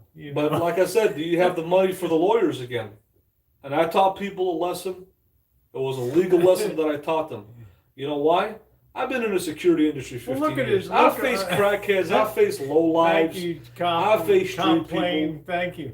Marshall, wouldn't it be better to have for me, it'd be better to have a steak with somebody like Dave than to be worried about, Well, you want to give everybody a platform. Of course I do. He has a platform. I'm a people person. I like people. I get along with people. Right. I only meet people that I want to meet. Dave says you'll be drooling. Right. I only meet people that I want to meet when I want to meet them. It's fine, Marshall. Have I ever told you how to live your life? Have I ever told you what to do? Exactly who I want to meet, That's what I'm saying. I want to meet them, how I want to meet them. Have I ever told you to do any different? No. I've said live the life that you want to live. Exactly. Okay? I'm an alpha male. I do what I want. Okay, then that's fine. And that's fine. I'm just saying it's but the open road will be calling, and it's going to be interesting to see how. But I'm proud of myself for what I've accomplished. I'm asking you. Let's let Dee. Right. Let's see what happens in terms of what he does. I know we're going to be meeting up in Vegas.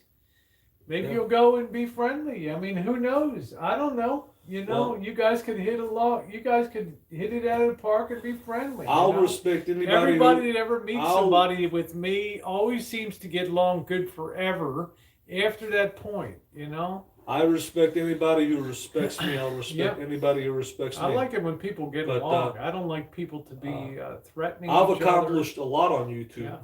A lot of people done a lot of things that a lot of people said I couldn't do that I did. A lot of people said I couldn't go into Canada. Couldn't go into Canada, come out of Canada. Couldn't go into Mexico, come out of Mexico. A lot of people said that Lisa Marie never make it to the Rancho. A lot of people say the van bill will never happen. A lot of people say I'd never get a lot of things, but everything that people have said, I've proven wrong, and I've done it. I've survived.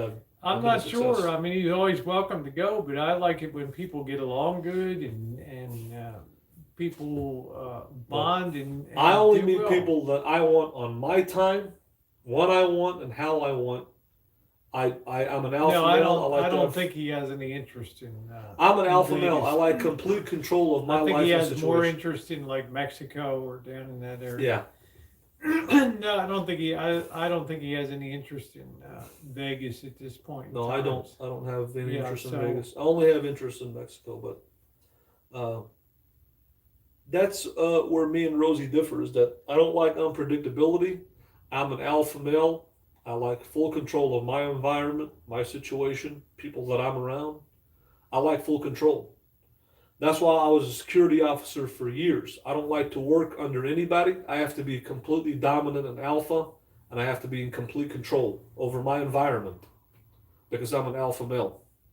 And if there's something in my environment that's unpredictable, that's unplanned, that's unwarranted, I'm going to have a problem because I'm an alpha male. That's why I don't like the street choochin and all that. So that's just the way that I am. Sounds like Dave's putting it in gear tomorrow for Vegas. You know? I don't think you understand that I was a security officer almost 15 years, right? Yeah, but I want everybody to get along. Is that such a terrible thing? That's not going to happen. It will never happen. People are never going to get along. Doesn't mean that you stop trying, you know? Well, no, in order for people to get along, people have to respect each other. It's all about respect. People have to respect each other to get along. And if people don't respect each other, then they won't get along. Respect is the number one thing that people should have for each other. Respect. And that's the way that I see it. Well, that's always my goal. You think I want to? But I'm an alpha male, man. Do you think I want to bring people? Yeah, can I bring two alpha males? I'm an alpha male. Listen to me. Right. Can I bring two alpha males together without risking confrontation? Of course, there's going to be confrontation. Right. So I always have to worry about who meets or who comes. Exactly. I had to put the whole Rancho off limits and just say, "Whoa, I just can't have two people that are going to be the people that are butt heads." Exactly. Because I'm an alpha male. I don't. I'm as alpha as they can get. Don't get confused. So I gotta be awful careful. I'm an alpha male. I mean, I did a lot of things that are alpha. Everything that I've done in my life has been alpha. My dad was an alpha male. I'm an alpha male.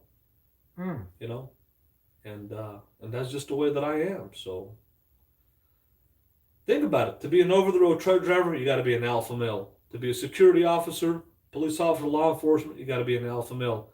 To live the van life and be doing this for 5 years, you got to be an alpha male. Everything that I've done is alpha personified. I'm not living off a woman. I'm not living on a disability check. I'm an alpha male. Everything that I do is alpha. My dad was an alpha male. There's nothing about me that's beta at all. Well, that's why on the road everything is equal up and people can meet. If people want to stream snipe you, it's what happens. Well, that's you. Well, they might stream snipe you too, Marshall. You never know. I wouldn't have the sense that you're so insulated and secure all the time. Okay, I always hope nothing ever happens to anybody physically on here. And I think the best insurance is to be a positive person and to be respectful of people. But you know, I can't. Well, I never tell other when people. when I never somebody tell other people how to respect is act very on YouTube. yeah, respect Okay? is very important. And when somebody, There you go, Missy. if you disrespect an alpha male like me, I'm not gonna stand down. I don't care how big the person is. I don't care how tough they are. I'm not gonna back down from anybody. I've already proven that to you in San Diego. I don't back down from anybody. I don't care who they are. That guy was 6'4", 6'5", 200 and something pounds. I wasn't backing down with him. I wanted to take a piece out of him. I don't back down from anybody or anyone. Well, I don't care who they are. But my point is, do things that make people want to positively engage you, not negatively. You know what I'm saying? That, like, if you met somebody, would the chances be it would be a good meetup or a negative one? For me, I want to make sure every meetup is positive. Okay, they may not all be. There's some people that may hate my guts that would split my skull with a bat, but the likelihood is that most people I'm going to meet in my travels are going to be a positive sort of. My definition of a meetup is that it has to be mutual, not one side. If you're going to meet somebody or talk to somebody, it should be mutual. When you do your chooches on the street and you're like, you go up to somebody and say, hey, I want to have a pop-up party, I want to have a beer, they have to agree with you they want to have a beer. Or they'll tell you, you know what, I don't want that camera in my face. So it has to be a two-way street. Whoa. And do I continue to put the camera in their face? No, you move on. I move on. Exactly, yeah. Is that respect? Yes, that's street level respect. Street level respect. Not to be a capture rule. Let me get a distance and see what they're doing. Like that lady was telling you the other day, she doesn't want to be on camera. So I think a meetup should be mutual. It should be mutual between two people. It shouldn't be one person. I haven't heard anything. My daughter is deployed overseas right now, Patricia. And she told me I'll be back in 2 to 3 months. So she's somewhere over in theater over in the Middle East right now. So. That's what I believe. It should be a mutual meetup. Two people meeting and talking, communicating should be mutual. You know what I'm saying? I agree. If I go up to a girl in a bar, I want things to be mutual. Right. Like if you met Dave, could you imagine the laughs we could have sitting down having a steak or something like that and leaving at the end of it and saying, okay, it was, we had some laughs and okay, let's bury the hatchet and move on. There's a lot of people that I don't want to meet. I don't want to meet the majority. Thank you, Mike Hunt. Thank you. I want to meet who I want to meet. I have my requirements of who I want to meet, who I would meet.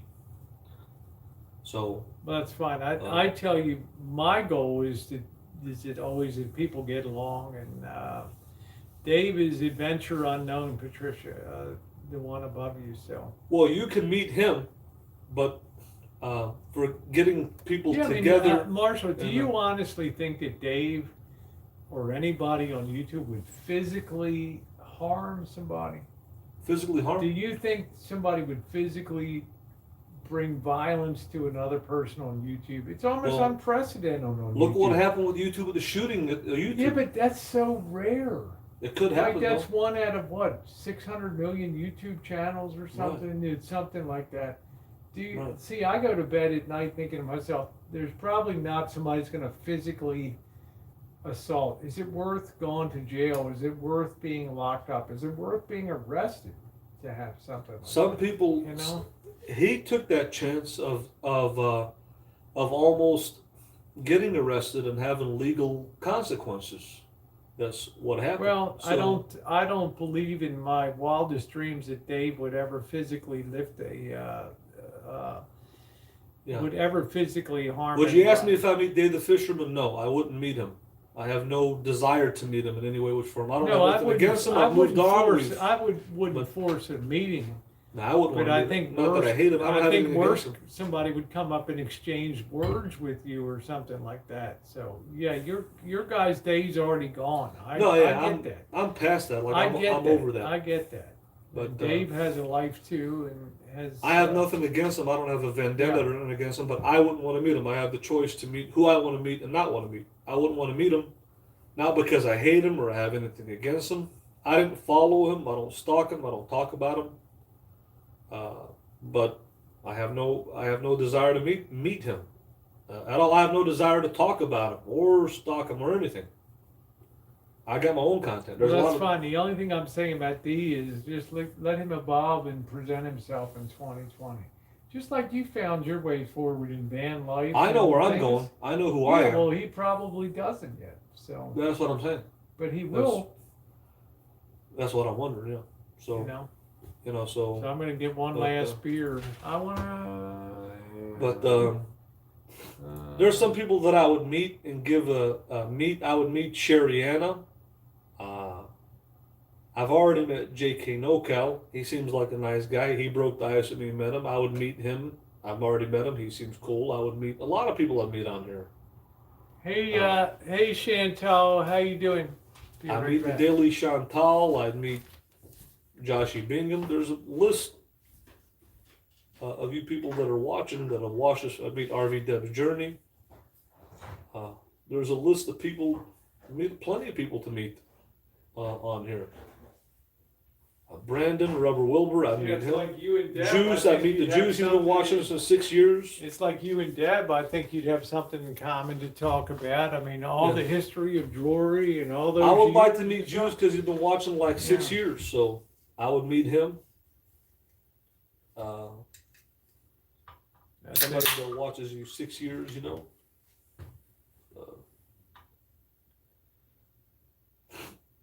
All right, thank you, Stu.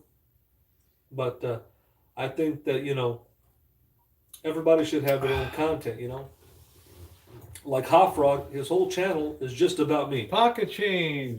Do you have somebody 18-pack? Do you have? I have multiple people that have. Yeah, I think that you would get along good, Debs, if you two sat down at the table. You'd probably leave at the end of the night laughing and. Rosie, I have multiple people who have channels that make channels about me, like Hot Frog. His whole channel, his whole existence on YouTube is about Elvis travels. Do you have anybody like that? Is there anybody that has a channel dedicated to you? Dave, it'll be done. I'm hitting the road on the 12th of February. Is there a channel?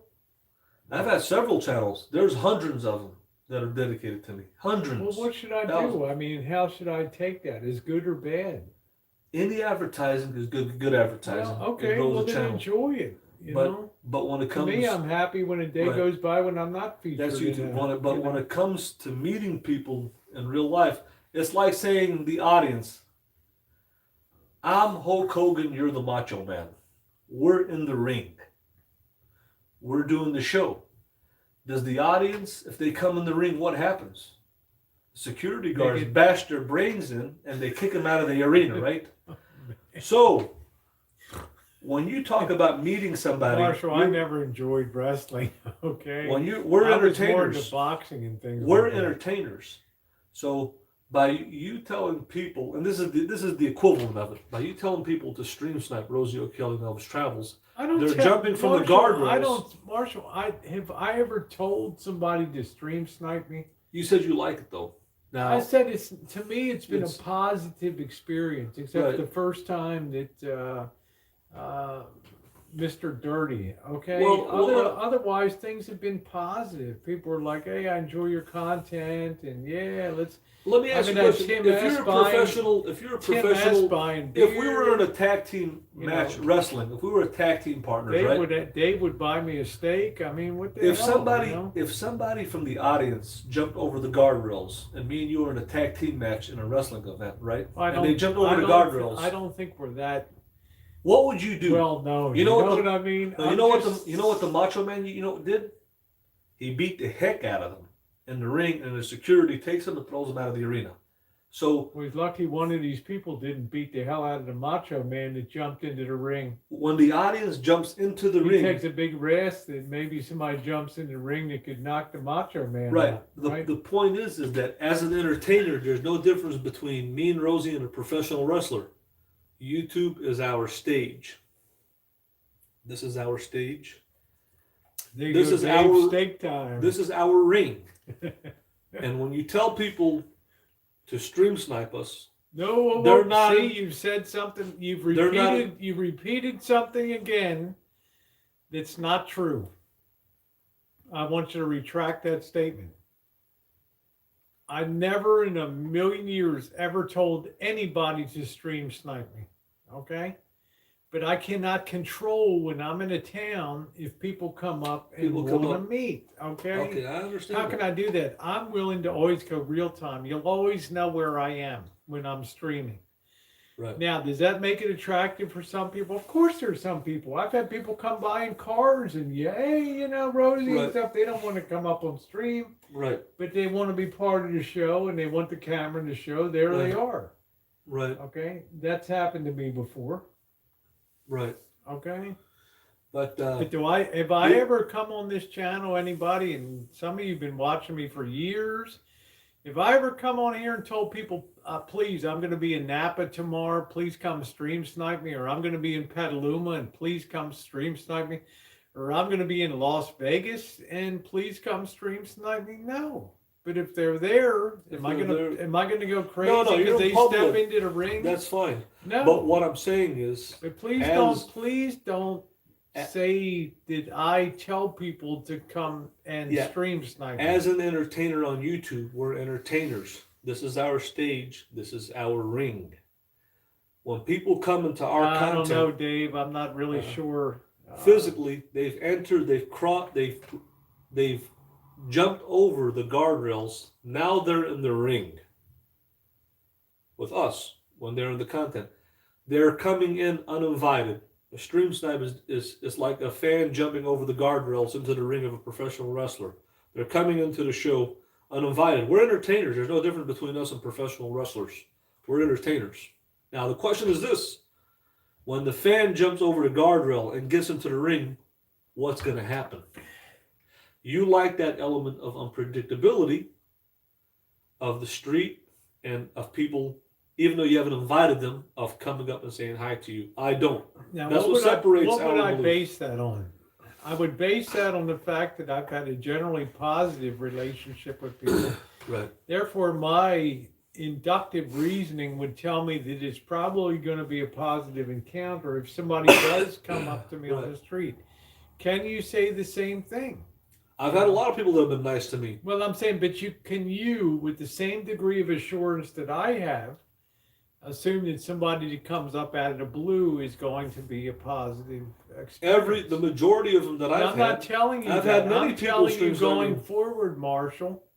If you believe that most people would be a positive, then you wouldn't mind people coming up and meeting you on the street.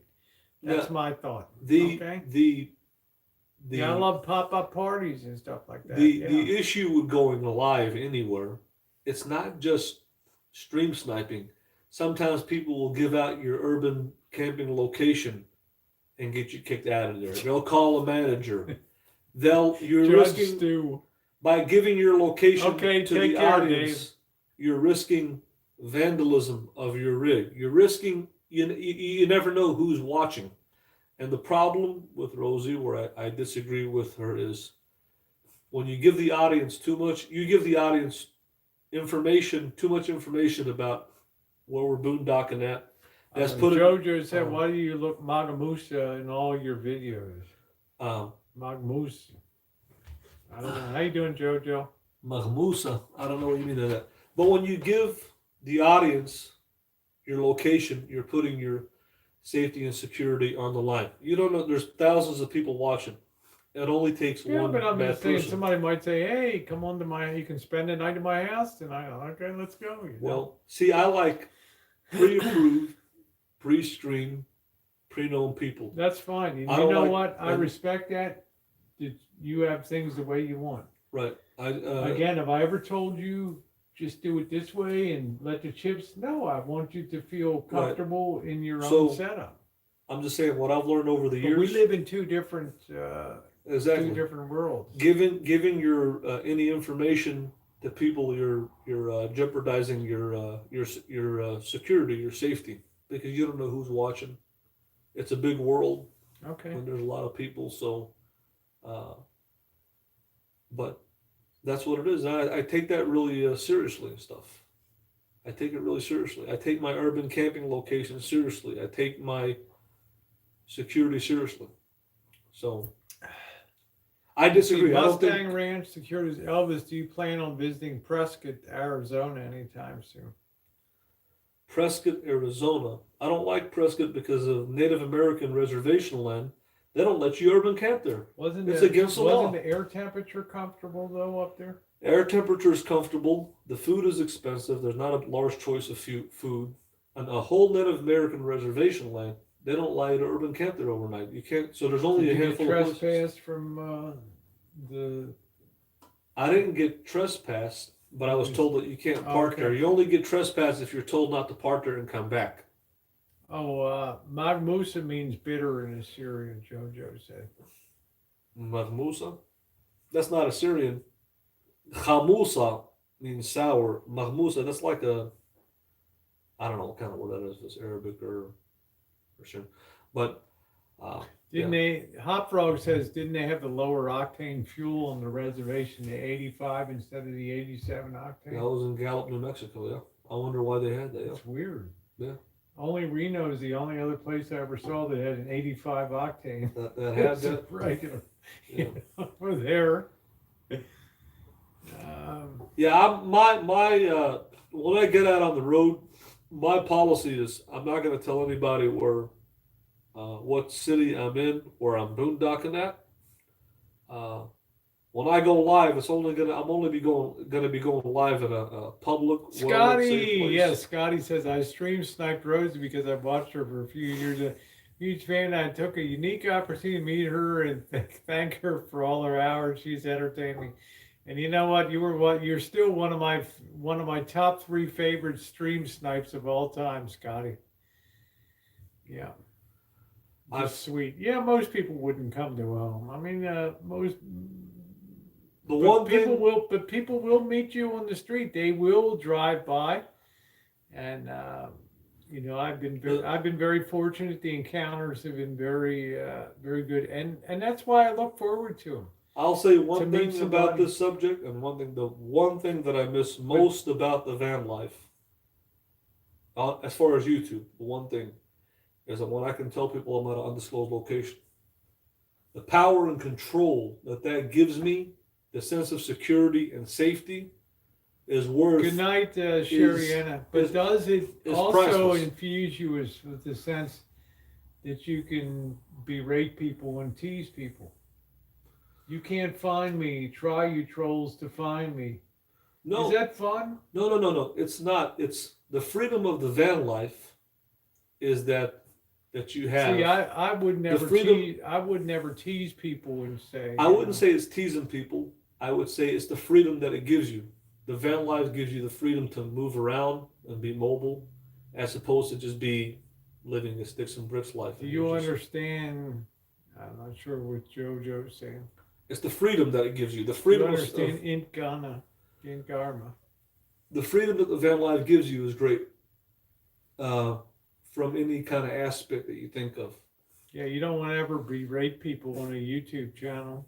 I don't think by saying undisclosed location, I'm proud that I'm at an undisclosed location. I have the right to be at an undisclosed location. I have the right to my privacy, safety, and security. It's not that I'm challenging anybody to find where I'm at, but I'm proud that the van life gives me that freedom. The van life gives you a lot of freedom to do a lot of things. To park where you want, and that's the thing. So Rosie, cool. Rosie, I think you give people too much information. I think you have to withhold information. I don't say come and stream sniping, but I won't be upset if people make the effort to come and meet me. I think that's great. Right. Do I like to meet people in person?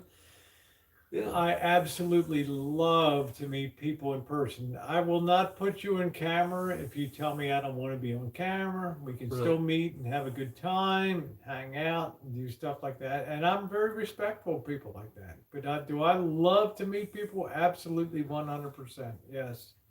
Well. Yeah.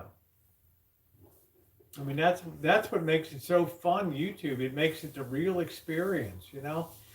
If I can meet Hot Frog in person, and hang out with him, and that would be a random trucker. Yeah, there's a lot of people in here that. But one thing that you did Imagine say, meeting Sakamoto, or something like that. one thing that you did say that will never happen. It's impossible. When you say I want to get all people to get along and come together and make a super content, Dave the Fisherman, Elvis Travels, D-Dubs. I'd like to teach the world. In reality, Rosie, it's never going to happen. I know. You know it. But does that mean we don't? Does that mean we just give up on the concept, or? You'll never have that content that you're thinking of. It'll never I'd happen. love to meet you in Ohio, Dave. That'd be awesome. You never, because if you get these people together, somebody's going to say do something or it's going to spark off. You saw what happened. I like Mallory Williams. She's entertaining. I watch her. I think she's funny. But her and Dee got together and something small Yeah, I do. made to something big. Brandon. You know, something small came to something big. In Assyrian, we say, "Gamodila hobaya kobaya hobaya." So something small can turn into something big. I don't know what that means, but if you enjoy it, that's great. Meet me. I have connections in a Mustang with a coupon. That's good. Yeah, I don't know what you're talking about, but if you enjoy it, that's great. Yeah, I think I'd love to see Rosie meet a bunch of people. Yep. But it'd be entertaining to see her meet a bunch of people. But I'm selective about who I meet. I'm very selective. I want to meet Pocket Change. I want to meet him. There you go, Charla. I just gave him a wrench tonight, and he lives around here. And I want to meet him like off camera or on camera. Is a really nice guy. I think he's a nice guy. There's a lot of people that I want to meet. Let's see. Jojo said in Assyrian it means I'm in you if you're in me. I don't know. That means you're making something small or something big. See, that's what it is. Yes, I do, Mustang. I do. Bald and bankrupt. Yes, I do. It takes something small to make something big. Whether what happened with D-Dubs or Mallory, or what happened with me and Dave the Fisherman, something small can turn into something big. It can turn into something legal. It can turn into something violent, physical. It can happen. No, I never want violence on. There's never an excuse to become physically violent with somebody. Well, nobody wants to risk their personal freedom over. Well, that's the element of unpredictability over dweebs on YouTube. I'm sorry, you got to be really, Well, there's the element of unpredictability within YouTube, or you within better pull back or moderate yourself. If you ever thought that you wanted to lift a hand in violence to somebody, come on. Good Lord. That happens all the time. Tell me a case on YouTube where it happens. Well, look what happened. I can't think of anything on Boyd in 5 years where somebody ever physically assaulted somebody. Yeah, they've called jobs. They've called my ex job. I mean, kids, all that, but they've never physically assaulted anybody I know. Well, come on, man. But it doesn't mean it couldn't happen, though. It's a possibility. Anything's a possibility. Well, it's God, please.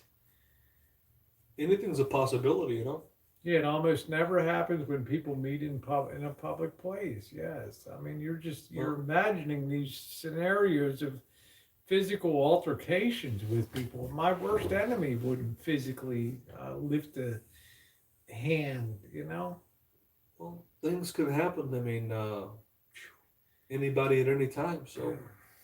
Yeah, Mike Hahn said I could be the Pope tomorrow. That's pretty funny. But the thing is this though, is that I like Mike Hunt, man. Is that I'm sending you a case of ship foam and a box of Haggis. I can.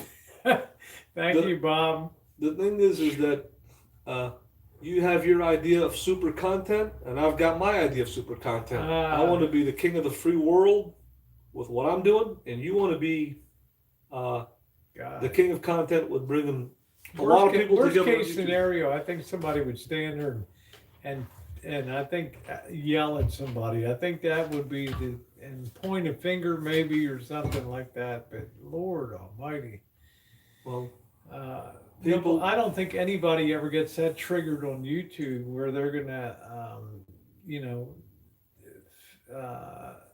I know, Missy, where you're ever going to physically damage somebody's Look at the property. shootings we have in this country at our I'm churches just and saying, malls. but Marshall, this is YouTube. This is considered people sitting behind a computer that aren't harebrained enough and scatterbrained enough to think, I've got to bring this guy down. I've got to. They might want to scare living hell out of you or something, or pop up on like David, a nature preserve or something. But as far as ever physically, well, hey, you know, when Dave showed up at the Forest Preserve, he pulled in front of my vehicle. I was trapped. I couldn't. If he pulled a gun on me, or if he sicked that dog on me, there is no way for me to get out. Look, I was boxed in. How would I? He could have pulled out a gun and look, blown my Marshall, brains I out went toe to toe with that dog myself. Okay, Yeah, I understood. yeah, That dog could have torn my face off underneath that table at that hotel. exactly. Okay? I was in a position where Yeah, I was scared as hell. On that he night. pulled out in front of my rig. He blocked my rig in there. I don't know if he's got a stun gun, if he's got a knife, if he's got a gun. I don't know if he's going to release that dog on me. I was in a position where what was being done was illegal. It was harassment, it was stalking, and it was being barricaded in. You know what, Marshall? I'll put it this way. I hope in my case, I'll put it this way. If anybody hates my guts out there, I just hope you put a clean bullet through my skull and just do it. I will never live my life in fear. It doesn't mean that it can't happen just because it ain't I'm just happening. saying I will never live a moment on YouTube in fear or paranoia. Just please put a clean shot right through my skull, okay? People are Can you unpredictable. imagine living like that? I mean, I couldn't imagine being on the road and worrying, where do I got to be? Or, you know, if I hear a knock on the van, just please put a bullet in my skull, please. Well, it's not just that. It's people calling managers to get you kicked out or get you kicked out of where you're boondocking. It could be vandalism to your rig. It doesn't have to be a physical assault. People can hurt you in many, many different ways. And the way they hurt you is by you giving them the information of where you're at. I don't have any problem with that. But I'm just saying, if you ever think that, you know, if somebody's going to be physically assaulted, please take it all the way to the finish line, okay? Right. All right. That's all I'm saying. It could all happen. Right? It's not a realm out of possibility. But I'll be darned if I'm not going to just live stream where I am and just, you know, whatever happens, happens. I mean, What's the probability that somebody's going to commit a crime on camera? I cannot live my life right in the shadows. It's just me. A lot of successful YouTubers that have channels, Nomadic Fanatic, Bob Wells, they never tell anybody where they're at. They make pre-recorded videos. But they're not people. They're not people persons. No, they're making. They like to have their select group of people they interact with. Exactly. Yeah. Whereas me, I want to interact with everybody. With everybody. You know. Yeah. So therefore, you know, you got to take it up a little bit to do that. But just because it hasn't happened doesn't mean it can't happen. We have shootings in this country. Yeah, Mustang said everybody knew you were pinkies and no one wanted to hurt you. It was a wonderful night. We had a wonderful meal, sat there, showed it. People were cool. They enjoyed it. People can hurt you in different ways. It doesn't have to be I understand that, but physical. look at how nice that was last night. You had a good, enjoyable pizza, wings, had a good time. It shows you that people can rise to the occasion.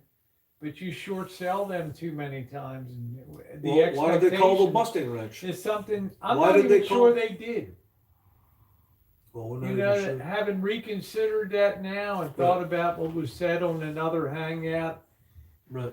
You know, I have to come to the conclusion. Maybe now they didn't. We don't know. Well, that's what I'm saying. I got to come to the conclusion now and face the fact that because I was rolling up with a camera, maybe that might be the reason that we got the boot. Thrown out. Yeah.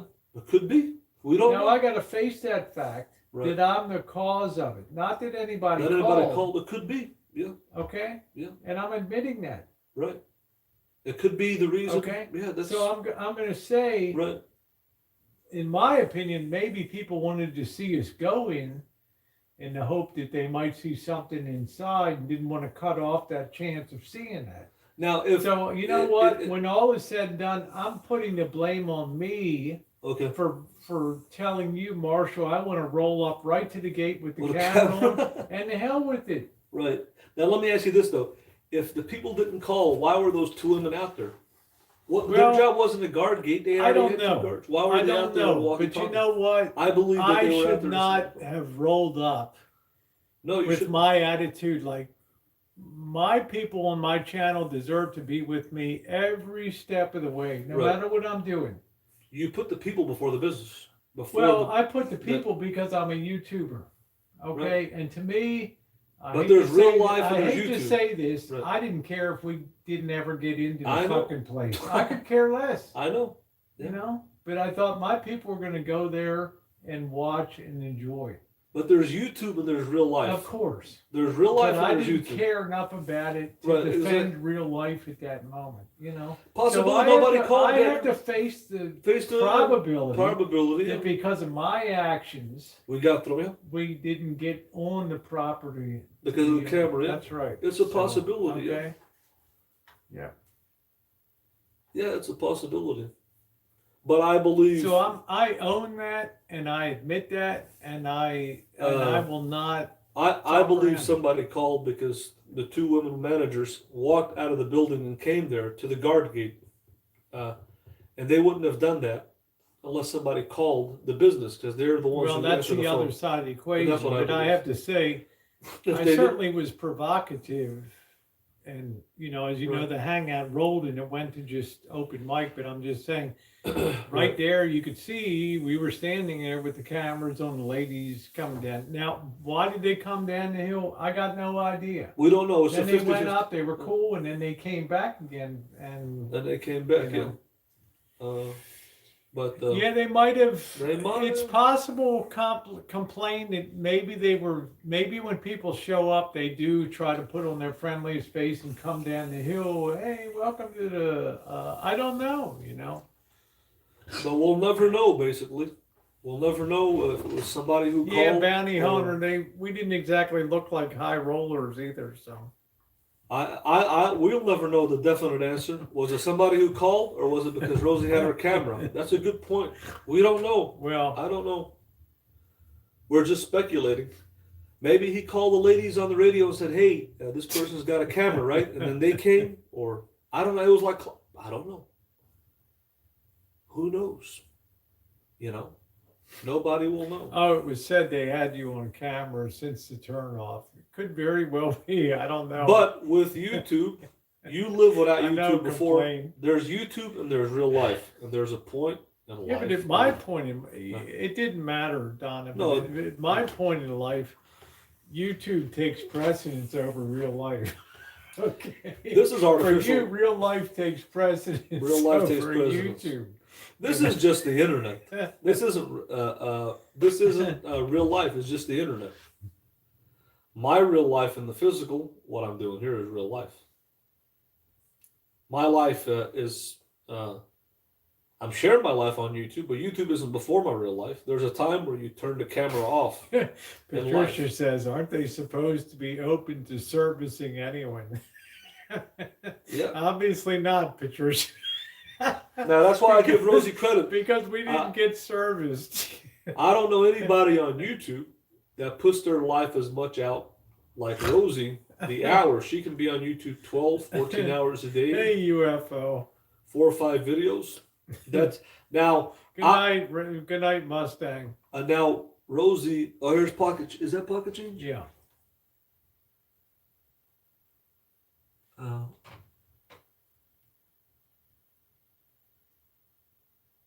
I'll answer that, but now what was the question? He said, Marshall, you no need to fear. Is Person some kind says of guilt they were from the watching past you on you. YouTube. Stop believing fear is right around the corner all the time, brother. Live the free world. Ease up on yourself, man. Pocket change. I've been on YouTube for well over 6 years. I've had my family called. I've been doxxed. I've been trespassed. I've had the FBI knocking on my rig. I've had 4 sheriff's deputies around my rig.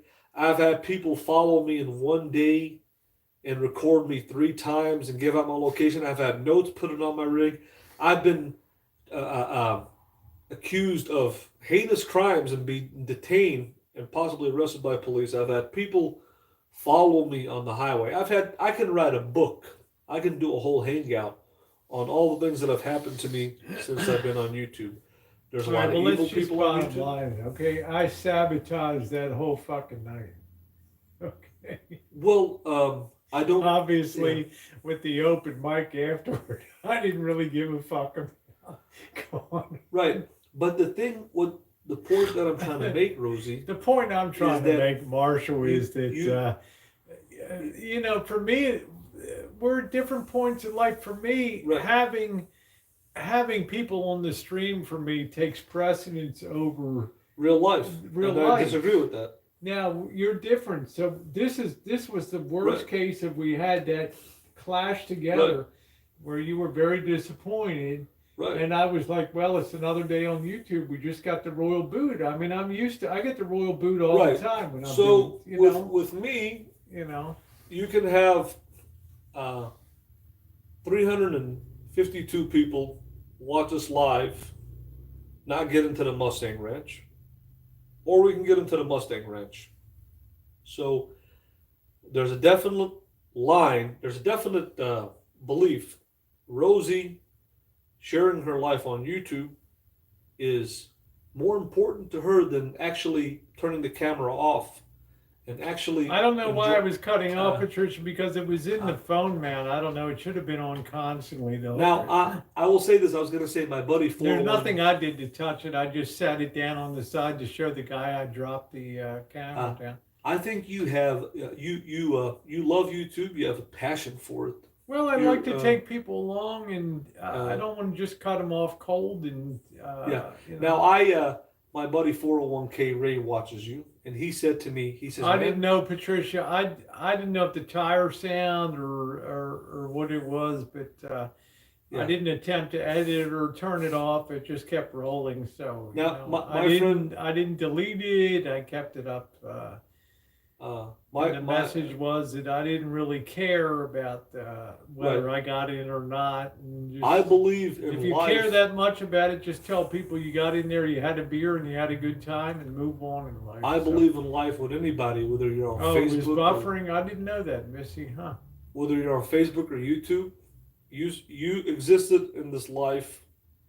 Yeah, I never played it back myself. I never heard it.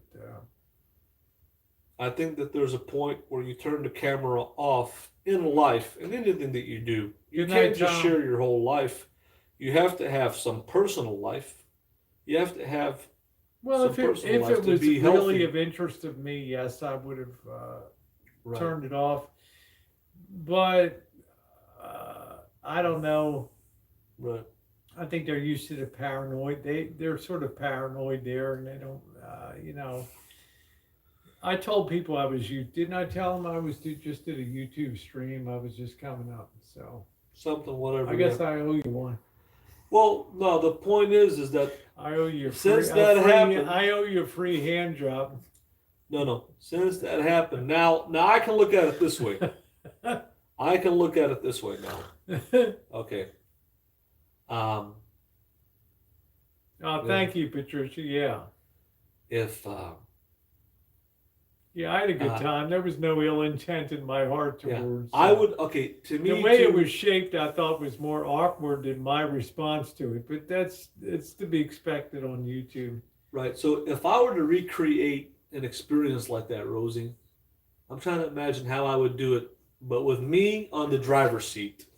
Well, I never had the sense that it was that critical to you. I thought we were going out just to look at maybe the outside, maybe get a bite to eat, maybe a hamburger or something, and then we would leave.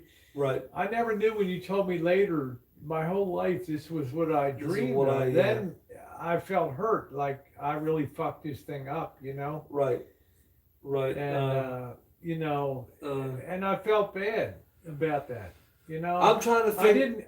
In other words, before we went out, I know you were saying, hey, Right. you know, you cannot, you know, we had the open discussion. Everybody could hear it on Right. YouTube. Right. We didn't try to hide it, but you're like, there's a time you got to turn YouTube off. There's a time you got to turn like, YouTube off. So and you're like, they're gonna call, they're gonna do this. we don't know. Maybe they didn't. Maybe they didn't. You know? But if somebody, if you have an audience watching something, I'm trying to figure out if I recreated an event like that, but with me in the driver's seat and Rosie doing. No, I got upset because Marshall's was so negative about it. And I was like, if it means that much, you just tell people you went in and had a beer and be done with it. Don't dwell on it. If it's important that the trolls not win, just tell them you had a beer, you had a good time, and moved on, you know, and not to dwell on it, and you know, move on with the trip, and let's roll on. If I had I thought if that's your dream your whole life, the way I look at it is, if Rosie enjoys to be on YouTube more than socializing, at my age it's possible. You got to understand. At my age, I've done it all. You've done it all. I've hooked up with a ton of women. I've raised a family. Exactly. I'm retired. You're retired. Exactly. I'm like, yeah, these people are more of a priority. Exactly. So if I was like you, then pin cushioning somebody up there. Yeah. If I wanted to just broadcast, I know some people called too, Mike. It's okay. I would set up an environment where people. I would set up an environment where people can come and meet me. I would tell people open invitation, or I would try to meet my fans. I would go beyond. Yeah, that's a good question. How much were you willing to spend there? I wasn't willing to spend anything. Really? All I wanted to get is the experience of what is. Well, we might not have been even able to walk through. We might have been vetted. We might have had to been vetted. Do you guys have money? Yeah, I know. I just wanted to get the experience of what it's like to be in there. What is it like to be in an American brothel? How do you talk to the girls? What the experience of it? I just wanted to go in there and have a beer. Okay. You know what I'm saying? Well, that could be the most costly beer we ever had. You know? But I believe, all in all, after that experience, that YouTube, there's a personal life where you turn the camera off, and there's YouTube. And me going to the brothel, that was my personal life. That was my personal life that I really didn't want to put on YouTube. It was something that I wanted to personally do off the camera. There was no need. Yeah, I mean, you expressed that enough times, and I'm like, don't worry about it. Just keep rolling and take people right up to show them what it's like. I didn't know it buffered out though up at the. So you have to have a personal life, and just like Rosie, you got a personal life. You don't put everything on YouTube, and I have a personal life. So that's cool. You know, but like I said, I hope people out there, and anybody who talks about me or Rosie in any way, try to make your own content and be original. Be yourselves. If you want to be a YouTuber in the long run, it's healthier to just make your own content and be yourselves than talk about other people. You'll be happier in the long run, just more organic. Like somebody like Hot Frog, if they want to watch the real deal, they'll come to watch Elvis Travels. You know what I'm saying? You know, there's so many other things to do in life and to share in life. And, you know, I'm flattered. It's like an Elvis impersonator. When people impersonate Elvis Presley, this guy is impersonating me. I'm flattered by that. It takes a special kind of person to do that, but it takes a special kind of person like me to be impersonated. Hey, Jackie. Rosie can't say I have somebody who impersonates Rosie O'Kelly on YouTube, but I can say I've got Hot Frog. Marshall, I can say that, and I'm flattered by it. To me, it's that's flattering. A good thing. Then I'm happy. I mean, why wouldn't I be happy? I would hope 100 people do that. You know, if it makes you happy, that's great. I'm flattered by it. To me, it's advertising, free advertising. That's fine. So don't complain about Hop Frog's high quality parodies and stuff. Okay, I mean the guy puts a lot of effort into it. He puts a lot of effort, Yeah, a lot of then time. if you're going to be flattered. You know. Yeah, I'm That's flattered great. by this. Somebody would take their time. Well, that's what I'm saying. And- Be and buy flattered. things Don't and- complain because Hop Frog doesn't have original content. You Yeah. are the content. Yeah, he's I am friendly, the content. He's I happy, am a force he's on happy. YouTube. He's friendly. Right. He's got skills. Let's just it makes it enjoyable for the community. You know. Right. But just know this. It is technically against YouTube terms of service to impersonate a YouTube channel. It is against the terms of service, technically. Even though it's funny or whatever, people enjoy it, it is against the terms of service. Yeah, And he if was a guest on a vacation, and that's where Marshall was wrong. Remember, the point of vacation was for me to take a break. And Marshall turned that around. This is all I wanted to do.